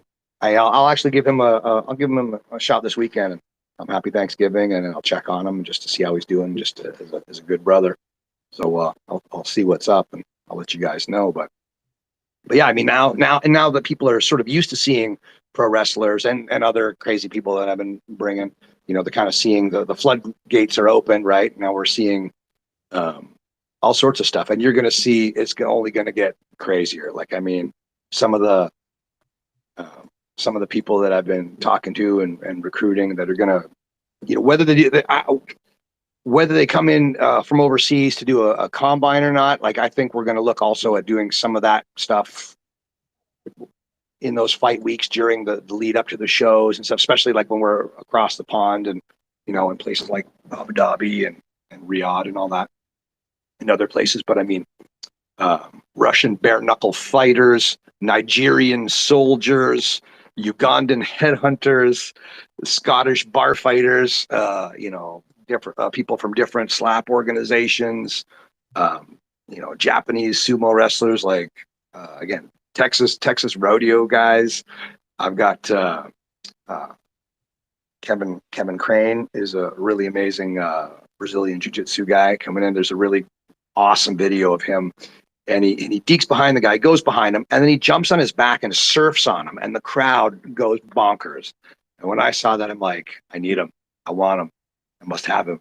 And so I gave him a shout, and we got along great. We sort of figured out what each other was very quickly, and we got along splendidly. And needless to say, he will be at that combine in December 9th. So that'll be really cool. We've got all sorts of crazy people coming in. And you would ask me in a text this week if Teal Piper will be there. And she was supposed to be there, but her scheduling just didn't work out. But I will have her either on a upcoming combine or straight to a show. Like, the combines is certainly helpful to be on a show, but it is not an absolute make or break prerequisite, especially with how much time you can have with the coaches and so forth, like in those fight weeks leading up to the shows. Like Lewis from Robinson, England, and there was a couple of the guys that came in from Scotland and stuff. So they were already competing, in like Brit Slap and other things. So they came in, they didn't do any combine, they got cleared and then they competed. Just like some of there was a couple of Nigerian guys that were awesome, but they didn't do a combine. They got cleared and competed. Yeah. So we'll do some of that, whether Teal Piper goes straight to that or she does an upcoming combine, but she'll be on. For people that don't know, that's Roddy Piper's daughter.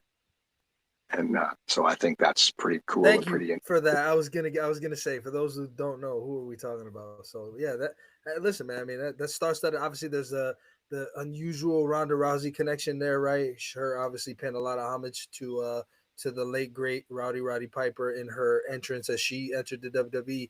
She's good friends with Peta, who's a power slap athlete. She was front and center for her matches, and potentially in the future could be. So, I mean, very interesting stuff, and it all kind of seems to be a very, very small circle. Yep. Yeah. It's so pro wrestling is an intimate business because there's only so many locker rooms scattered across the planet. So you travel together, you get hurt together, you go through highs and lows together. So it is good, bad, or indifferent. It's an intimate industry. Everybody sort of knows each other's business and so forth. And Teal Piper, she's a good girl, and she's got a big beast of a boyfriend who will probably show up. He's nursing an injury right now, but once he's like cleared, medically cleared, then we'll be looking at him. But he's a beast of a beast.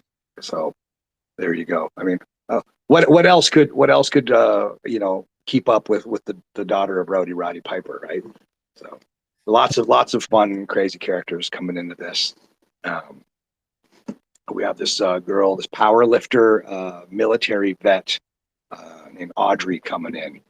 And I thought she was amazing, and I thought she was bonkers. And then it blew up tenfold when I realized that she was Stunt Marshall's girlfriend. Wait a second. Dating Stunt Marshall? You must be extra bananas. I definitely need you on this show. And she's just like, I'm right there, bro. And so she'll be at the combine, and she's a heavy hitter. So like we've got some heavier, like stronger, like muscular girls coming in that I think we'll see how it goes, but we're looking like we're going to open up like a super heavyweight division for the girls. And so we've got some really awesome athletes that are that are over $175. So like, is that the cap? Is that the cap for super heavyweight women? 175. I don't think we have any girls that are over $175. So, but I've got two Tongan twin girls they're about 225 a piece. Solid. They're solid. And I remember like Frank and those guys were like, they're awesome. Who the fuck are we going to get to step up to the plate with them? Like, who's going to, I'm your guy. I've already matchmade this. I have. I took the challenge. I was just like, Frank, I am on it. I am going to scour the fucking world. I already made the perfect opponent. She already agreed. I already made the match for you. I said he has to fight Robert Trujillo, and whoever wins gets the belt that's behind me. And she agreed. I said it doesn't have to be on the stage or not. If she can knock him out at Dana White's after party, the Tonga twin versus the Robert Trujillo, let's book it. Oh, I would love it. I would love it. Yeah, I can tell you right now, with all the sanctions and all that kind of stuff, that's probably not going to happen. But that would be. I mean, Robert, it's already halfway there. He looks like a girl, anyways. Just a sex change. Oh, come on, you can't let him say that because you can run hide behind me, but I like Robert. I might just step aside and you better get your sneakers on because you run quick because he's a hard hitting fast dude. Yeah. No, I love Robert. He's amazing, and I don't know that. Again, I wrestled so many. I think aside from The Rock, who I've met The Rock, I don't know The Rock. I met him a couple of times, but I don't know him. But just about every other Samoan under the sun, I have been in the ring with. And let me tell you, they're some of the scariest wrestlers ever. And I don't know that I'd really want to get swatted by either one of those Tonga girls, to be fair. I think I'd rather get hit by the Road Warriors than by a couple of Tonga girls, so. But yeah, we're finding some amazing athletes that are in that super heavyweight category. Mm-hmm. And I think Audrey, she'll be one of them. And but you'll see a whole ton of really great talent at this next December 9th combine. So that'll be really super cool. I mean, definitely looking forward to it. Anytime you get new talent in the power slap, I think it's incredibly important. And we found out, we bug people all the time, usually Isaiah Quiones, and we say that he's got Frank Lemasella privilege. We've actually learned here tonight that Jake Haggard has Sinn Bohdi privilege. We didn't know that this was a thing. But you know what?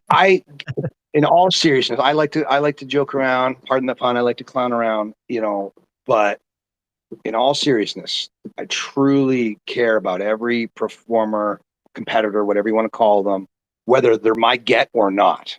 Like, I try to spend as much time with all the guys and girls that, whether I bring them in or whether they're already there or somebody else brings them in, whether it's Frank or Justin or Erica or whoever. I want to know them inside out. I want to know, I want to help them grow because I want to see Power Slap grow. And in pro wrestling, we have this, it's kind of like an unwritten rule, like how to book smart is to how to make both the good guy and the bad guy. You can have a good match and easily get one over and cook one at the same time. And then you've got one really useful person and then one useless person. So if you make the one look like a schmuck at the end of the day, you're out an extra talent. Now you need to keep on feeding in new talent. But if you book everything correctly, the good guy's going to look like a hero and the bad guy's going to look like a bad motherfucker. And then either way, they can both float around on the card and help kind of, elevate the next competitors. I feel the same way about Power Slap. I don't want to just see, and in Power Slap, there's got to be a winner, there's got to be a loser. But at the same time, like there's no reason why we can't, give well-liked, well-loved, tenured talent new flavor to compete against. Like Randy Orton versus John Cena, it's great, but I don't need to see it 500 fucking times. I'd rather see, like, that was the genius of Hulk Hogan. They always fed him new villains. It was Andre, then it was Piper, then it was Bundy, then it was Andre, then it was this guy, that guy, this guy, that guy. So like, I want to see Babyface take on different guys. I want to see Young take on different guys. I want to see Wolverine take on different guys. I want to see, Dumpling or Hitman or whoever take on different guys. I want to see Allen take on different guys. I want to see Paige. I want to see Haley J. I want to see Belly. I want to see them all take on different performers because that'll sell tickets and that'll grow the product. And, like having 3 shows in October, which I think was tiresome for some of the office. And I meant it respectfully, but I'm like, forget that. I'm like, I'm used to 3 shows a week. Like I want to see like, not just 12 shows. Like in this coming year, we're going to have 12 shows. The following year, I want to see 24 shows. I want to see 30 shows. I want to see 50 shows. I want to see 100 shows. I want to see 200 shows. You need talent to do that. need competitors to do that, you know, because like, again, like WWE back in the day, you know, they could run 2 or 3 shows on the same day, different places. They're Raw over here, SmackDown over here, this house show over here, whatever, different things. So I would love to see that go all over the place. I'd love to see regular shows in Vegas and then a ton of different traveling shows in the various states and then overseas shows and so forth. Smaller shows, bigger shows, you know, like, again, I don't want this to be wrestling, but I can't help but think wrestling adjacent. Like, there's so many parallels, you know, there's smaller house shows, you know, live events, PLEs, pay-per-views, whatever you want to call them. Then there's Raw and SmackDown, there's TV tapings. So whether it's a smaller show, maybe at the Apex, whether it's bigger shows at Fountain Blue, whether it's bigger shows overseas, smaller show in this state, a bigger show in that state, whatever the case is, I want to see shows and more shows. Yeah. Well, Sinn, I mean, you got everybody rock hard here now, so I got to say it. You got any alpha on the next time we're going to see someone slapping someone in power slap or what? Any hints? Any hints about when maybe? Just, you know? I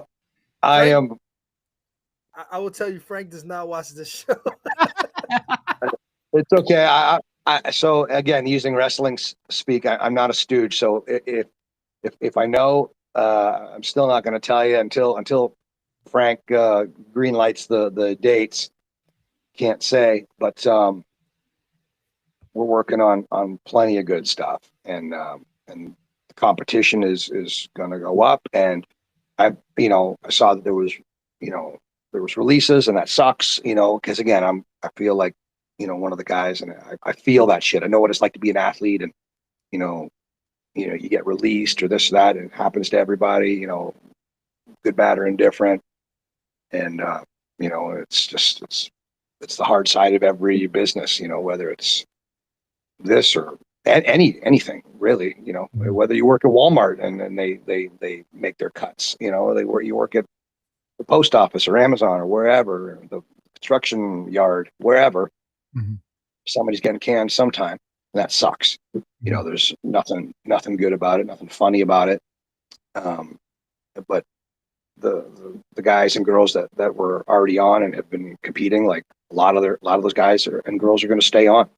And you know, there's criteria for the fighters to you know, stay in tune with. Like, I mean, how many guys and girls would kill for an opportunity like that? You know, so like, you got to kind of be a pro, you know, keep your nose clean, you know, not, and again, you can say what you want in promos and this and that or whatever, but if you get yourself in hot water in real life and all that stuff, like in any business, like, you know, then choices are going to get made, and sometimes that's going to suck, you know. So I hear you. Hear this. For athletes that have been to the combine who we haven't seen yet, for athletes that are going to take part in this upcoming combine and future combines, what words of advice would you say to those athletes, and what can they do on a daily basis to improve their opportunity to get a shot either at a combine or to participate in power slap? Be talented, do the work. And you know, not to sound cliche or whatever, but I mean, you know, you can post content and be smart about it, you know, post like, show your workouts or show you hitting the bob or hitting one of those heads or something or whatever. Just, you know, get your social media up where people can see you as a commodity. You're fun to watch. Like, the viewers are, when the office sees that people like watching you, probably more apt to book you. And all this guy or girl, they're talented, they're unique.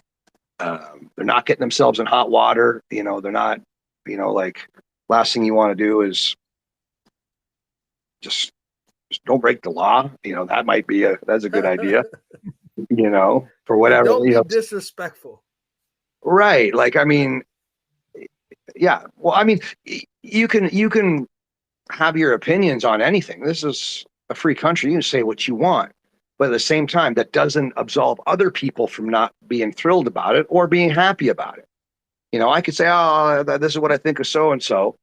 I could say that, you know, but if so-and-so has the capability of hiring me or firing me, then why would I have ran my yap in the first place? You know, like, I'm going to run my yap against an opponent or something like that. And even with that, like, you know, you want to be clever about it. Like I hear a lot of guys, and I sort of like, I'll say this stuff in the media portion of the combines, but like this is, you know, some of these guys, they can take this advice or throw it away, whatever. But like, if you call each other a bitch, now this is just ticket selling 101. This is sports entertainment. This is boxing promoting. This is fight promoting. This is anything, right? If you call each other a bitch or a pussy and just, that's it. Well, if I beat you, so what? I beat a bitch. If I draw, I'm equally a bitch. And if I lose, I'm less than a bitch. So a lot of guys and girls, they run their yap pretty amusing. That is a veteran piece of advice, man. I got to say, you're the first person I've ever heard say that in this forum, but you're absolutely right. If you knock your opponent, whatever happens when you face them, you are on some side of that word that you call them. Right. You want to make your opponent seem like fucking King Kong. That's right. Like, who wants to buy a ticket to see me kick the shit out of a bag of shit? You know, like, you know, like, even in a wrestling seminar. This is getting clips, and you're gonna. This is gonna be. We're gonna make a segment. It's gonna be, entertaining the entertainer with Sinn Bohdi or something. Well, you know, like, because a lot of the guys, whether they're athletes or just big tough old dudes or whatever they are, sometimes, you know, they're riding on instinct, and it's a diamond unpolished. So they're just, their instincts are like, oh, you fucking bitch, you know, because that's just what their first thought is to arrive at, right? You knock shoulders in the bar, you fucking bitch, you know, like, but they're not thinking about selling tickets to that bar fight, you know, so to speak, metaphorically, you know what I mean? So like, but if you make the person into something spectacular, your words, King Kong, you know, then people go, fuck, I want to see Wolverine take on King Kong. I want to see Allen take on King Kong. I want to see Trujillo take on King Kong. I want to see Page take on King Kong. You know, I don't want to see somebody take on some sack of shit. Like, who cares about? I don't even need to see it. I know this awesome Mike guy is going to win. That's a sack of shit. Let's call said sack of shit James Ellsworth for fun.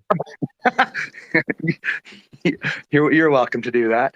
But you know what I mean? Like, so like, and some of them are like, holy fuck, I didn't think of that until you said it. I'm like, I know. That's why I got this job and why you got that job. You know, that's why I'm old and been around the, you know, lapped the planet a few times. I got my reps in, you know, and these guys are younger. So take some of that knowledge and fight the smart fight. So you know, you could say, you know, I don't know, Crazy Hawaiian is got a jaw made out of steel and he's 8 feet tall and he's breathes fire and he's unmovable and this and that and this and that. But man, his beard smells like fucking poop or something. You know, heel on him in a sense that doesn't take away from how dangerous he is. Yeah. You know, seriously, like if you want to say it seriously, you could be like, you know, shitty beard Hawaiian. Pick a guy, you know, let's pick somebody. Dorian. AJ Hits, your guy. Right. So, you know, Dorian, you know, if Dorian comes on here and he's going up against some new ominous guy that people don't know, and Dorian, I'm just saying, Dorian, like, I think Dorian's a great competitor. I'm just using him as a fictional example here. But if this new guy is running, you know, here, let's I want to take a fictional guy. Let's take Johnny Magna.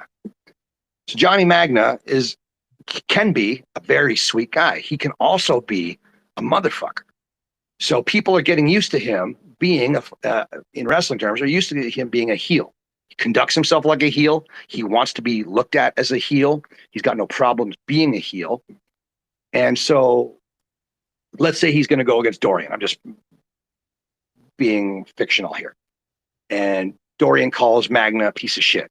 And then let's just say Magna sends him into outer space. He got beat by a piece of shit, so he's less than a piece of shit.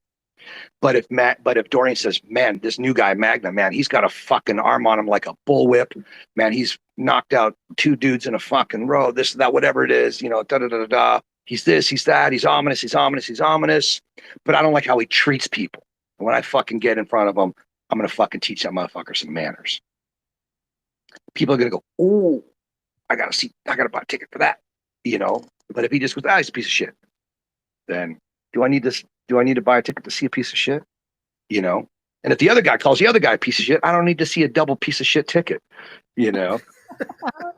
Dude, if that makes any your sense. own segment of time at the combine to teach this. Why don't you?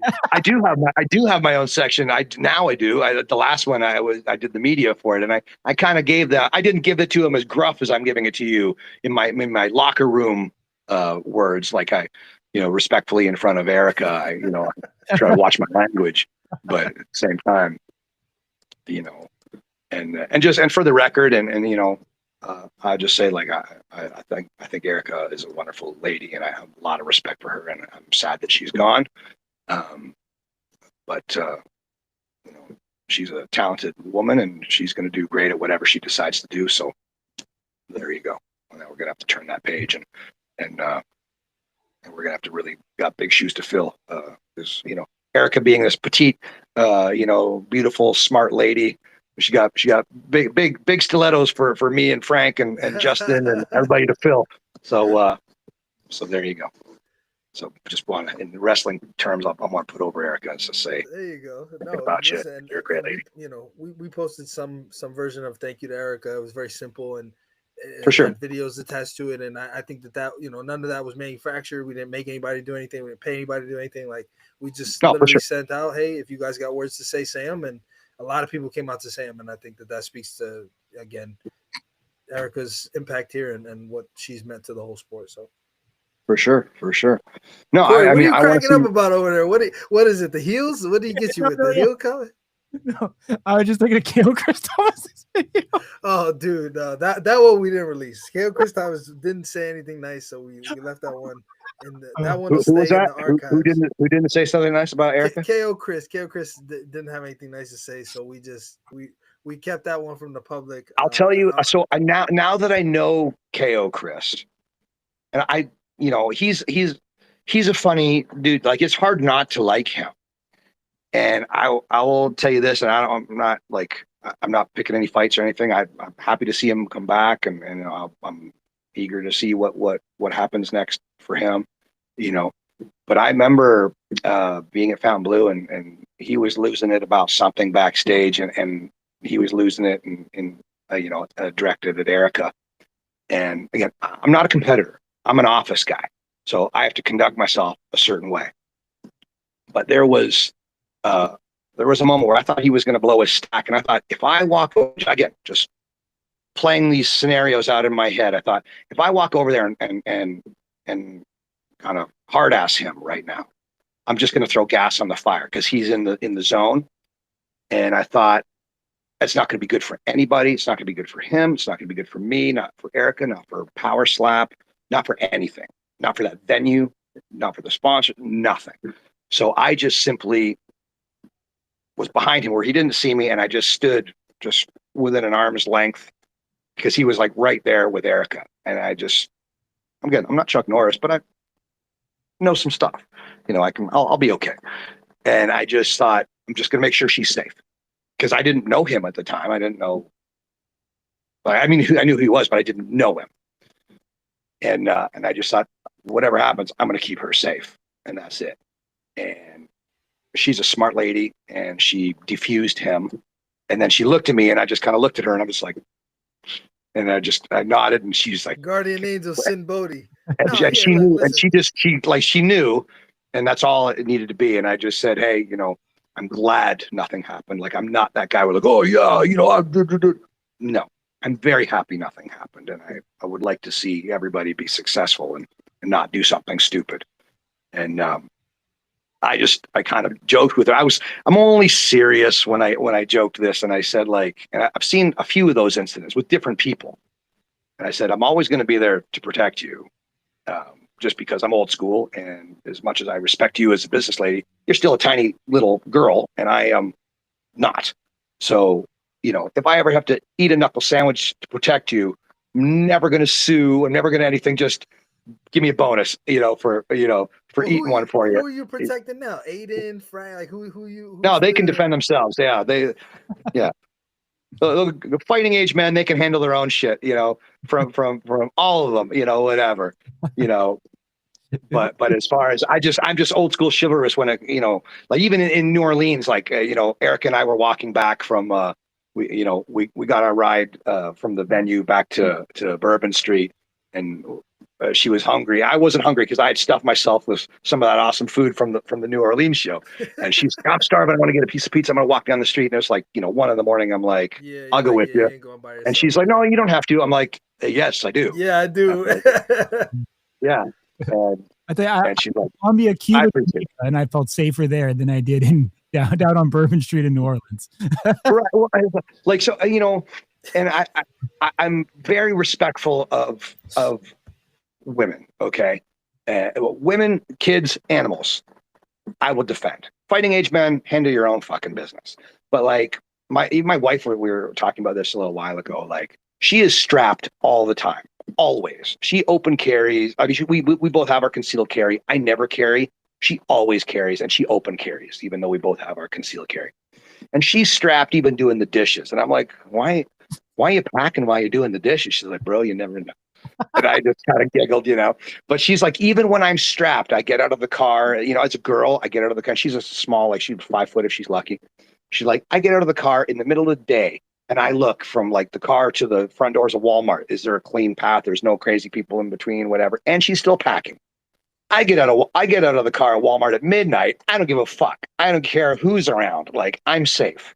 Like, good fucking luck. And so guys and girls we take for granted us being knuckle dragging guys, versus, petite, women or whatever. So as badass of a businesswoman as Erica is, she's still a smaller woman, and I'd feel awful if I'm like, go walk down the street and wherever down some alley to go get a slice of pizza, and then something awful happens and I wasn't there to protect her. I'd have felt like a fucking shithead for the rest of my life, like I'm like, I'll go with you. And we cut up, we had some laughs, whatever. She ate her pizza, we'll walk back, see you later. We're both safely back at the hotel. Boy Scout mission accomplished, done. She's there safe, done, easy. But yeah, if it was Frank or Dana, like, you'll be fine. You're fine, whatever. Or Aiden, a little shit, like, always tease him. I see him pick. I'm like, I see you picking on all the fighters. You're supposed to be like the Jimmy Olsen around here. You're just a sweet little social media guy, but I see what you're up to. He's always like messing with him, giggle. He's like, yeah. Like, I can see the evil in your eyes, dude. In the early days, he'd walk up to him with his fist closed, and if they could tell him his name, he'd give him a piece of candy.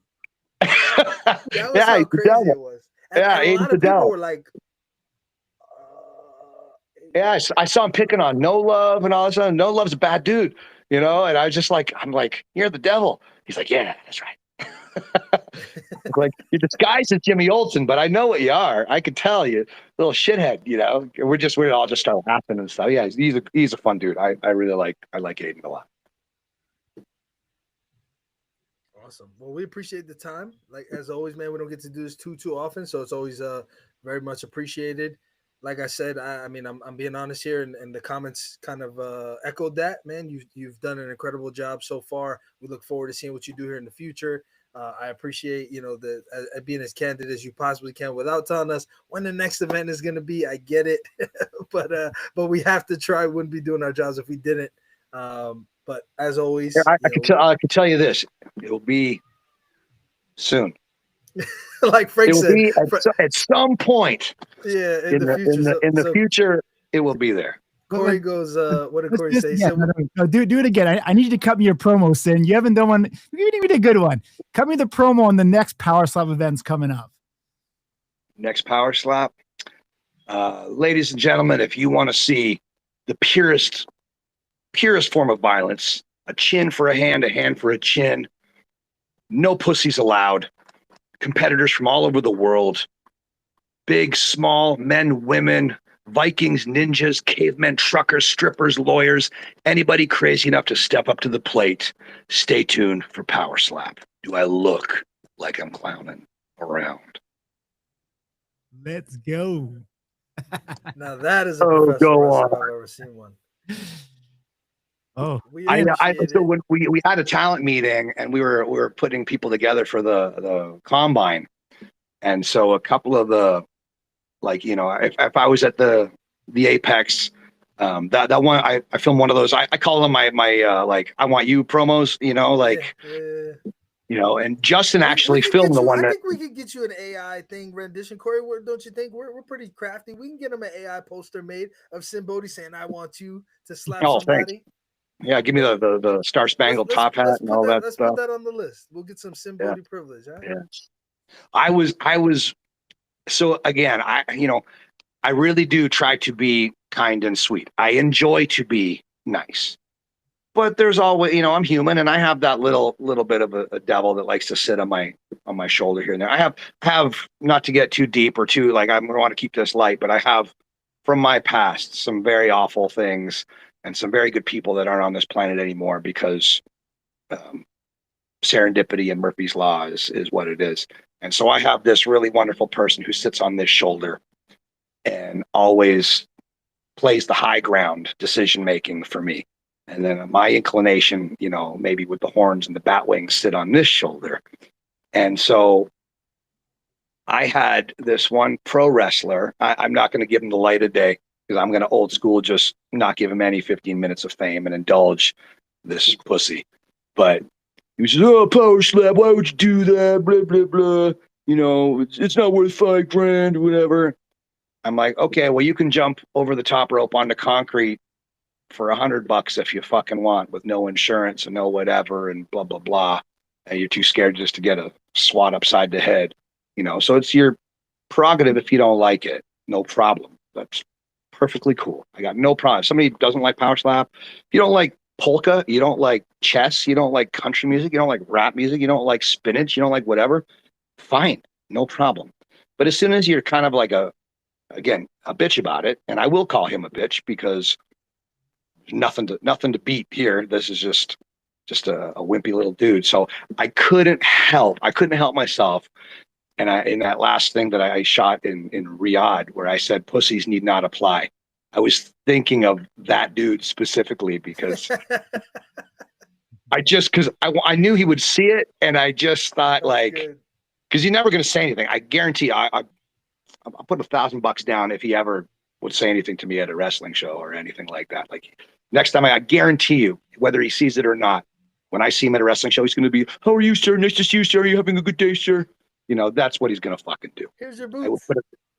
I would put $1,000 down. I would put I put that minimal pay show 5K, money, show money down on the results of that shit. And so, but I mean it, like, and thank you to that pussy for giving me that idea, because I thought that's probably important to say, you know, like, power slap is, it's big boy, big girl time. It's you're going to the dance. Like, it's not, there's no pussyfooting around. So yeah, pussies need not apply. Like, if you don't like it, no problem. That doesn't make, if you don't like it, that doesn't mean you're a wimp or a pussy. It just means it's just not your cup of tea. But if you're squawking about it and giving it the time of day, but you'd never come near it, a pussy you are. Yeah, you kind of asked for it, right? Yeah, you're asking for it. Exactly. You know, so he asked for it, and I gave it to him without the satisfaction of putting his name on it, because I just didn't want to, like, give him the 15 minutes, you know. Yeah, I'm picking up what you're putting down, but like I said, really appreciate the time. Always, you know, always a pleasure picking your brain here. And, you know, I think you dropped incredible gems. We'll be clipping this up and you know, hopefully getting people. When you look like this, you better have some personality or some wits or some brains behind. Everybody's gonna start making their opponent look like fucking King Kong Bundy and Andre the Giant now. Well, if you, again, like, you're asking, what can these guys and girls do, you know, to help their odds or their chances? Like, be easy to work with, be reliable, answer your emails and your phone calls, don't miss your fucking weight, don't get arrested, put out good content, put out entertaining promo on, like, the fight you're wanting to sell, you know, like, whatever your mission is, like, you're going against so-and-so, you know, start hammering on them with about stuff that makes people want to buy tickets. But if you downplay them, I personally don't want to watch a ticket. And, like, I would think, like, so for me, I'm very much in that Andy Kaufman mindset of, like, I don't try to amuse everybody and waste my time wondering, well, would this person like it? Would that person like it? I'm like, me being so well traveled, I'm a harder sell than the average bear. So what I do, I think, well, if it'll amuse me, I think, and I'm a harder sell than the average bear, it'll probably amuse the average bear. So if that makes any sense. So, like a weird example would be, as a pro wrestler, my shtick was a carnival freak and a strongman. And I was legitimately that. I wasn't some asshole that just went to the mall and got his face painted and said, I'm a circus guy. I was a legitimate circus guy. So like you can throw darts at me. I can, eat fire. I can lay on beds and nails. I can put my hand in wolf traps. I can do all these weird things, right? So something that a beginner stunt for a sideshow person is the blockhead, where you nail hammer a nail into your nose. Okay. So to another sideshow performer, that's kindergarten. Like I could put a screwdriver, I could put a flaming screwdriver, I could put a fucking an electric drill bit in my nose, I could put a drill bit with a fucking balloon poodle around it. I could do all sorts of, I could put all sorts of ketchup on that burger. But if I was just to put a nail into my nose and knock it in with a hammer, any Joe Blow across the street would be like, holy fuck, he just nailed a fucking nail into his head. Even though the sideshow guys think it's basic, to the average bear, people will go, holy fuck, my mind's blown. So all you have to do is just pick something simple and sell that. This guy's a big, tough motherfucker, but I am also a big, tough motherfucker. And I'm going to fucking do what I got to do. And whether this guy sends me to outer space, he's going to have to send me to fucking hell before I lay down for him. So like, just have to sell some tickets, and you have to do it. You got to be on when the cameras are on. You got to be on when the fans are on. Don't be an asshole to fans. I don't care if you're tired. I don't care if you're hungry or you're hangry or whatever. Take a photo with the fans. Do all that kind of stuff. Like, you might not remember that fan 5 minutes later, but they're going to remember you for life. And whether you were nice, they'll remember that forever. And if you were an asshole, they'll remember that forever. So, these are all just little, I would think, are no-brainers on how to better your chances of being a selected competitor. You actually said something that made me think of a quick question, if I could. Has Zales been put on your radar at all? People in chat have been asking about it for a while, and I never thought to ask. But has Zales ever been put on your radar? His name is Zales. I believe his full name is Dawid Zaluski from Poland. Has that name ever come across your table? 100% maybe. 60% of the time, all of the time. I know. You're familiar. Is there anything you could say about? People have been talking about him coming here for a long time. There was some concerns that I'll just say candidly, amongst friends here, that maybe there was some performance enhanced usage that might preclude him. Yeah, that's going to be, when that kind of stuff happens. Like, again, if you get yourself in hot water with the law, or if you take something you shouldn't be taking, or you're just doing something really stupid, might not want to get touched, might want to just leave that potato alone, But there's that person and a bunch of other performers. There's some really, really cool prospects that have nothing to do with the next combine or whatever.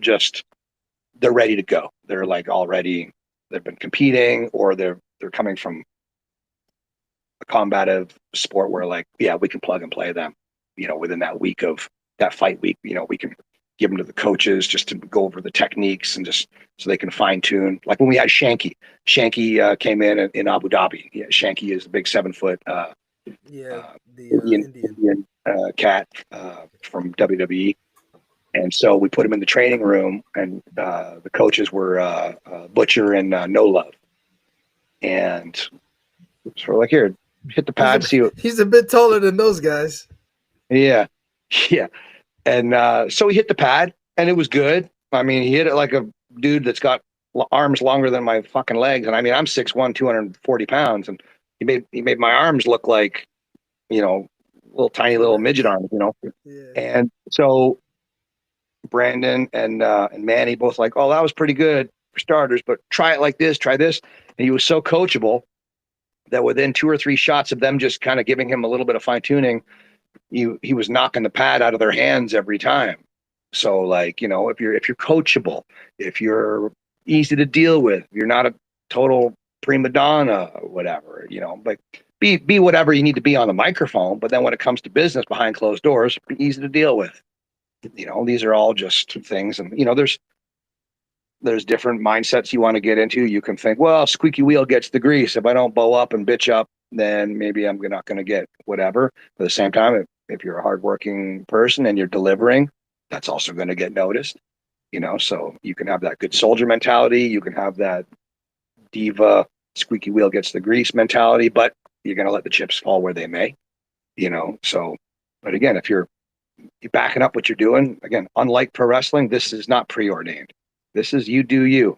You know, you do the work and you bring that dog in the fight. You bring that. Nobody's telling you to lay down or be a good guy or be a bad guy or this or that, or you're going to win money in the bank or you're not going to win money in the bank. Step up to the plate. If you're the first guy, you know, that never saw you before, and you take out somebody that's, you know, been doing it for a long time or whatever, then that's how it goes, and that's how it goes, or vice versa.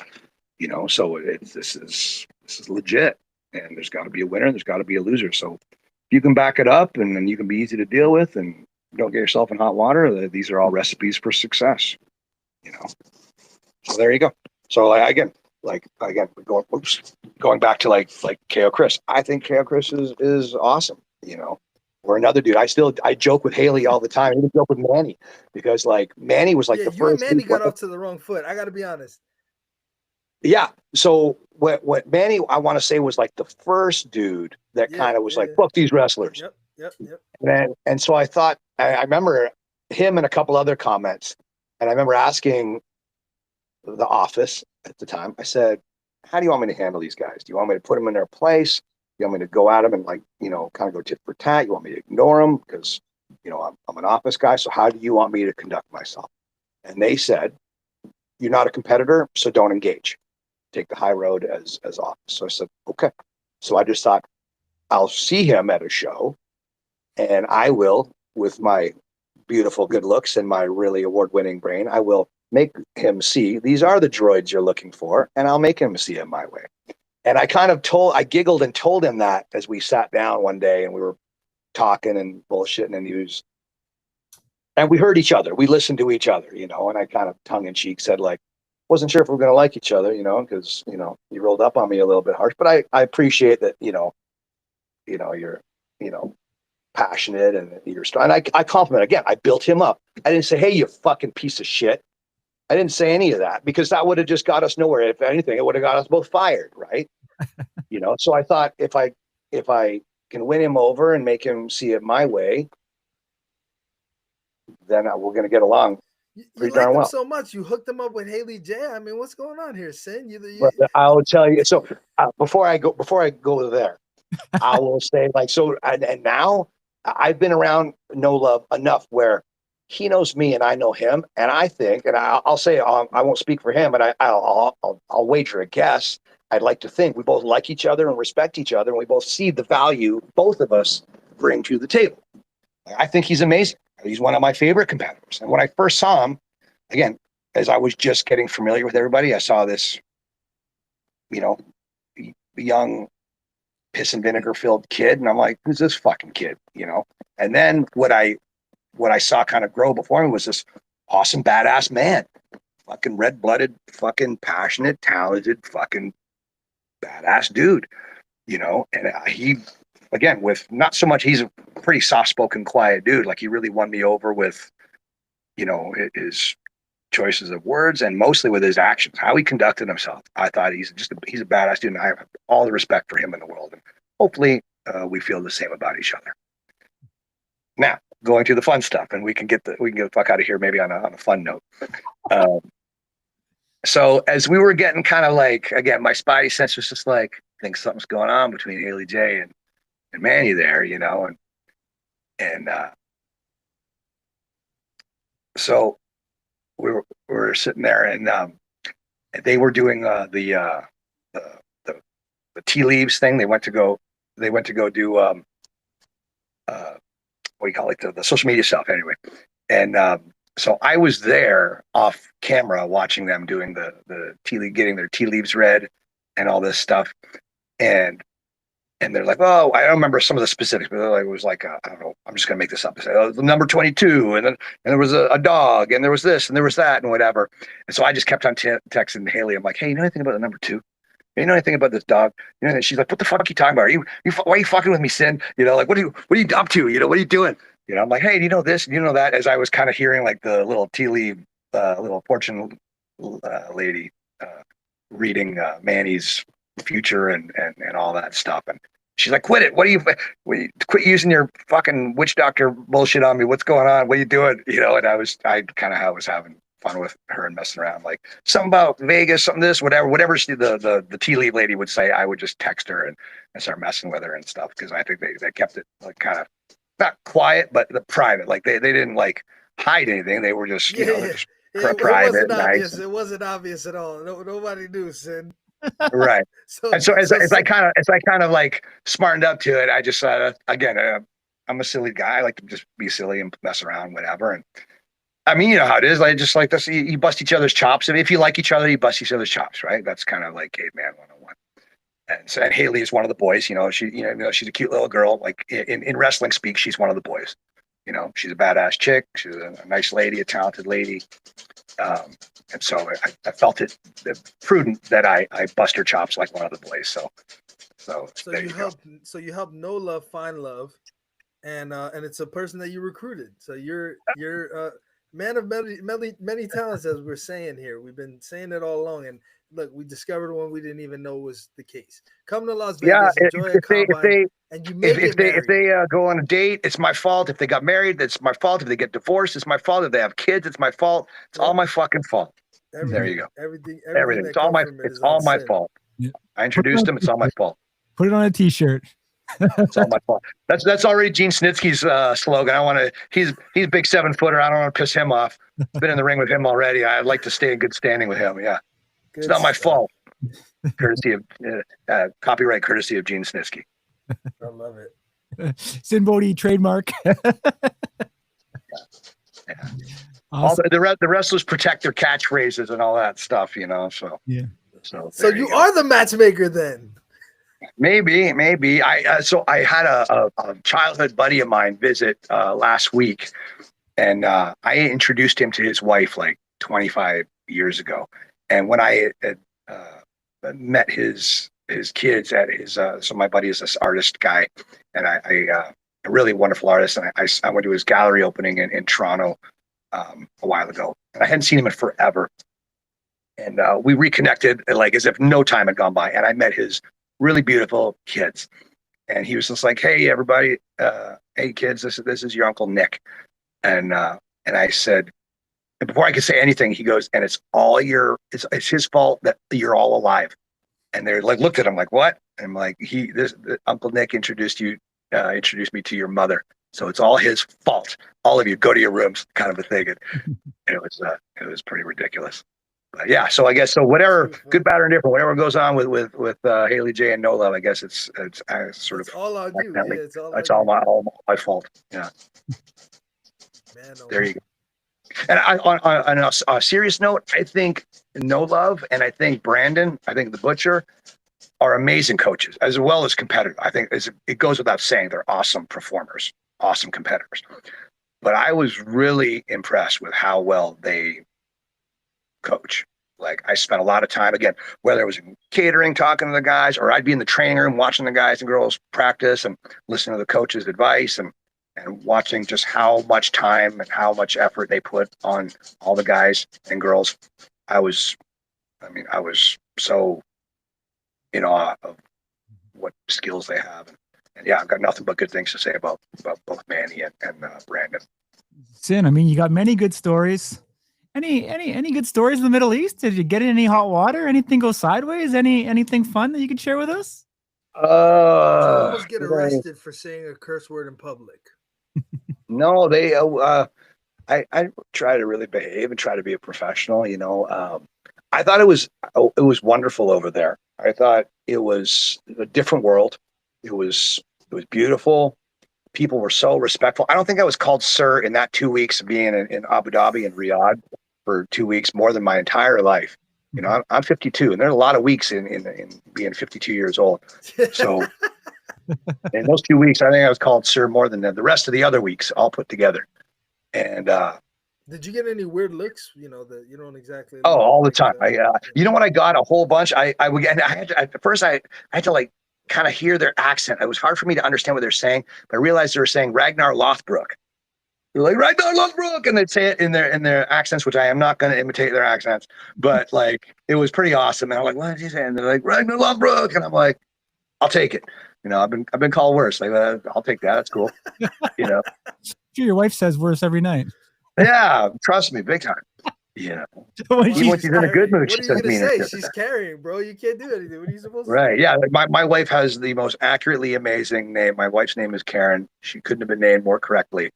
You know, so she gets so mad when, like, you know, we're doing something with our little, with our animals. Like, we have all the animal rescue stuff, and we're doing something like we're, you know, putting some medicine on a chicken or a goat, or doing something, or clipping somebody's toenails, or doing something, or milking somebody, or doing whatever it is we're doing on our little funny farm. And I always say, I'm like, I'll baby talk like the goat or the chicken or the duck or the cow or whatever, whoever I'm messing with. I'm like, don't worry about don't mind the mean lady. Don't mind don't mind the mean lady.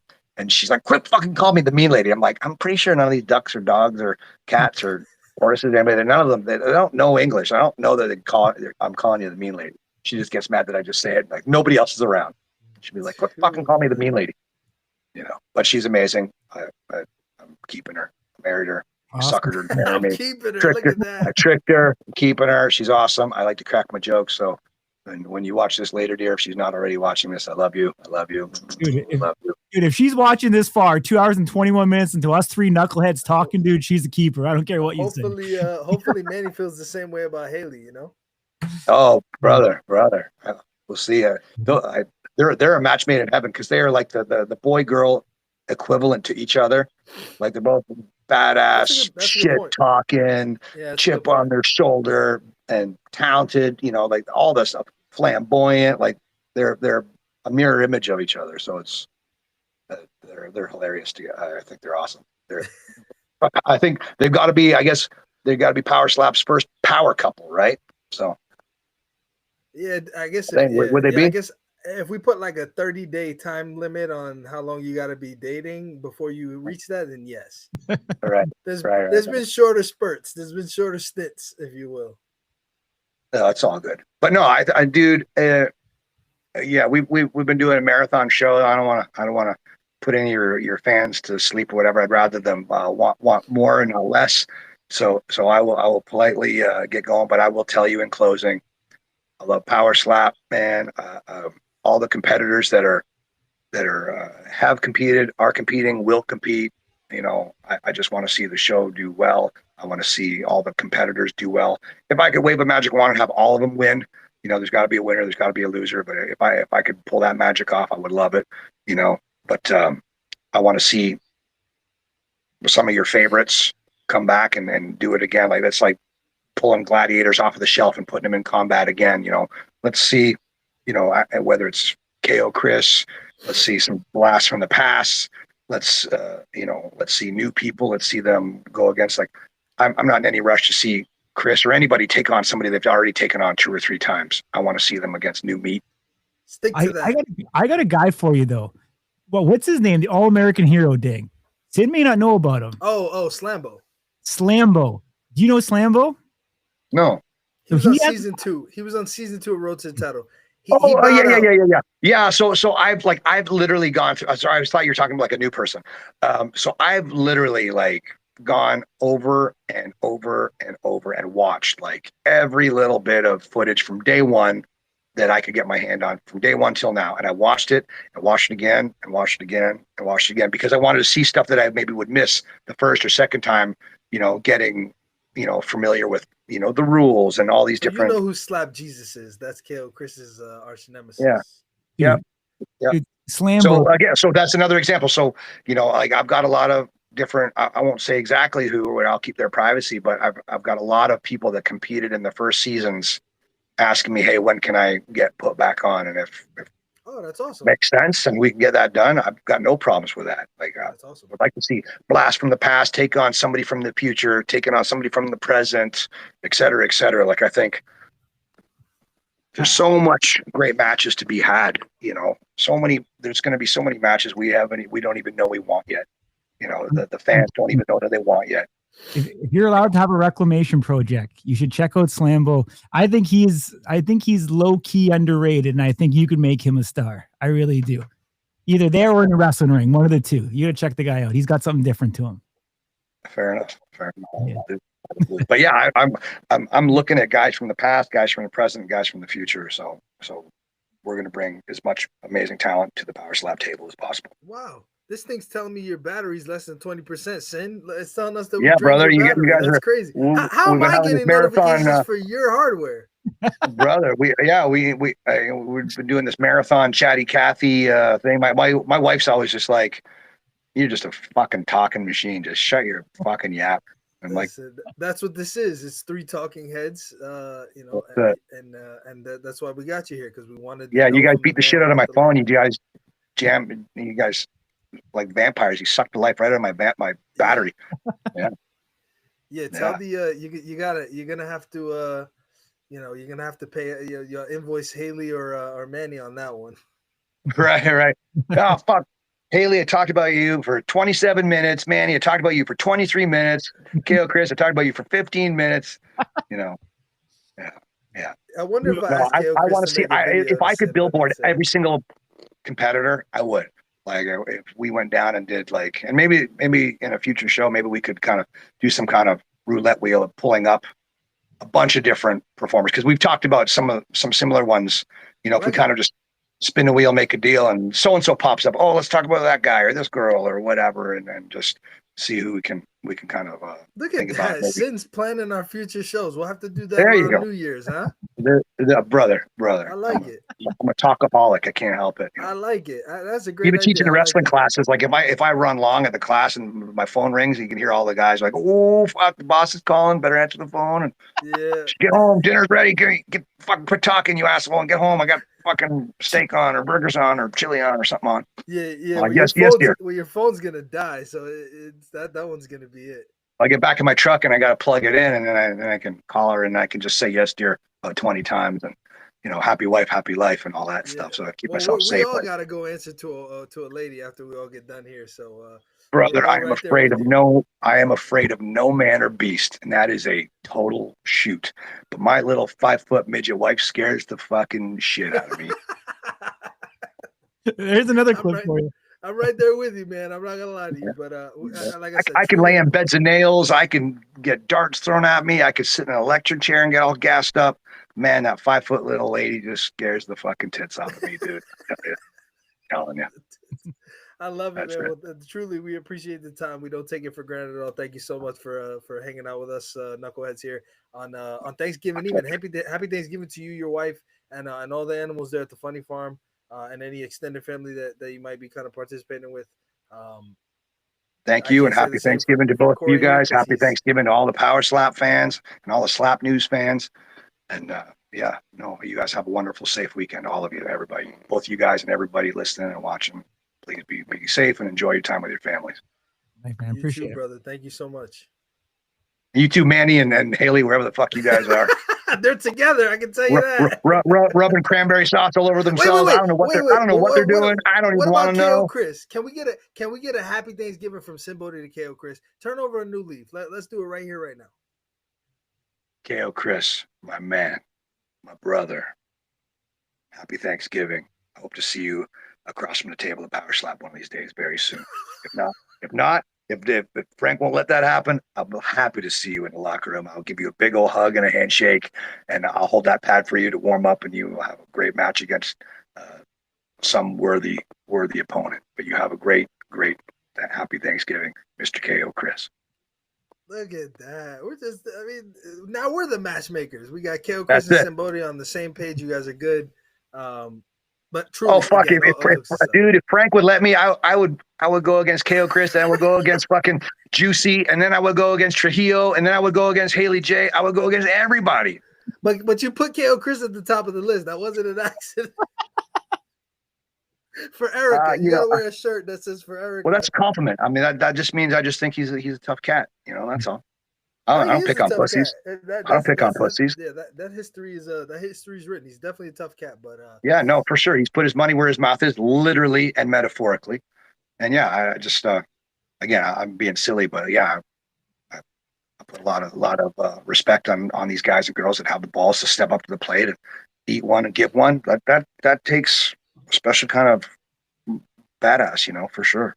Absolutely. And I know it's getting late, but I'm not sure if your eyes can see or not here, but the boisterous beaver.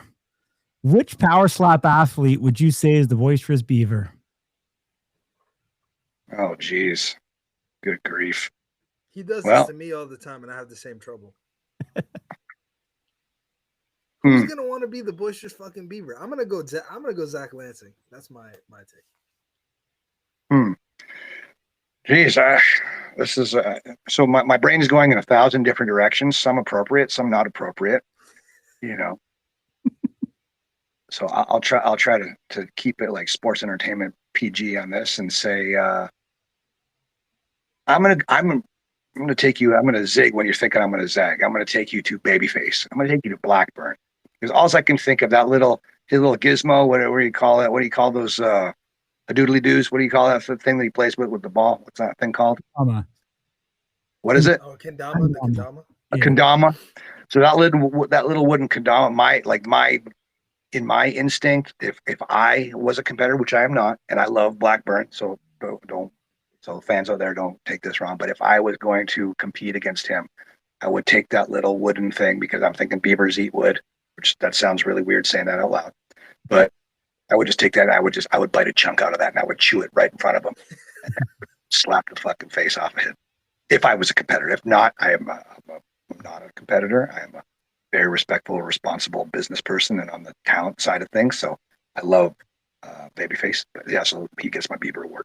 Yeah. All right. What about the ambitious angel? Ambitious angel. I'm gonna go with my girl Haley J because as many people that you know, and especially in the wrestling industry, that think she's a pain in the ass or a heel or whatever. She's a great girl. You know, she's an angel in the rough. She's very ambitious. She is ambitious, but she's a closeted nice person. So she's a good girl when nobody's paying attention, nobody's looking. You're gonna like this one. This one's an easy one. The helpful hippo. Oh, for fuck's sakes. That's me after too much Taco Bell. Come on, you're gonna say Juicy. Come on. I'm going with Juicy. I would not. Are you kidding me? I'm gonna have to see that guy in a ring one of these days. Are you fucking kidding? I'm not gonna call him that. I'm gonna tell you, Juicy, if you're listening, I think you're a sexy, talented, smart, beautiful, kind, very gentle, professional, talented wrestler. Yeah. So one of these days when I see you surrounded by ropes and turnbuckles, you remember I fucking said that. All right, be nice to you. All right. I've actually got Juicy coming into my. This is a great way to close. Finally, we talked about closing for the last 800 hours. So every Christmas, we're going into our third year. I do like a charity Christmas show up here in Death Valley, and the town's called Pahrump. It's about an hour out of Vegas. And last year, we fed and gave toys and stocking stuffers to 2,000 kids. I was super proud. We did a whole free show and make a dime off of it. But we had a ton of people, and all those kids came in. And this is like the poorest county, I guess, in all of Nevada. So there's a lot of underprivileged kids. So we got to feed them, give them toys, give them stockings. I was so proud. And so this year, Juicy will be one of the competitors at the charity show. So just in case I end up being his opponent, I'll just go, Juicy, I love you, man. You're a beautiful guy. Handsome, gorgeous, beautiful, gorgeous guy. I didn't get one thing here. So Fap, who's down here in the comments right now, Fap, you messaged Sinn Bohdi. Fap's been a guy that's been around since day one, 2 years as a hardcore fan of Power Slap. And he's had a realistic approach of wanting to get into Power Slap. And he knew that he was going to put in 2, 3, 5 years to get there. So I was just going to say it, Sinn. Look out for Fap's message. He's a guy that's been around and has been a diehard of this whole thing the entire time. And he's at 155. The division needs some new talent and breath in that division. Yeah, that division needs some competitors. So yeah, message me, dude, for sure. Mr. Fap, you also have a happy Thanksgiving and send me a message. Awesome. Appreciate you, my man. Oh, he submitted an application. There we go. It's already started. What's the real name is? Fatball Oppadich Slap or just tap? DM him. I don't want to expose this guy's real identity. That's okay. Yeah, we'll keep him, and he can have a secret identity. It's all good. Okay, awesome, man. Appreciate you, Sinn. We appreciate you, man. Take care, guys. Happy Thanksgiving. Happy Thanksgiving. Dude, we killed this whole phone. What the fuck's up with that? We didn't tell him we were gonna do that. Man, am I sleeping on the couch tonight, Joe, or what? Yeah, I don't know what I'm going back to. At least you're able to talk to her now, bro. I'm gonna walk out of this room. We're gonna see what happens. But I'm 2.5 hours into a podcast. That's what. She doesn't care. She doesn't care. You fucked it up. You shouldn't have asked on camera. Tequila out here. Don't worry. Yeah, 2.5 hours, man. Big, crazy stuff. My ass is starting to hurt. I got to be honest. I'm sitting in this chair, but it's almost Thanksgiving for you, man. What is it? Almost Thanksgiving for you. Yeah, my son's birthday's in 23 minutes, so I got to get myself prepared here. But better get fun. Lots of gems dropped. So I will be back next week, Wednesday, same place, same time. Happy Thanksgiving to everybody. If you're American, if you're Canadian, your Thanksgiving already happened, right? Is that correct? 100%, man. It's a regular work day. But happy belated Thanksgiving for you guys. We'll see you guys next week. Hopefully you guys enjoyed the show. Thanks for sticking around. Tell a friend to tell a friend. Your boys have a weekly live show called Smack Talk.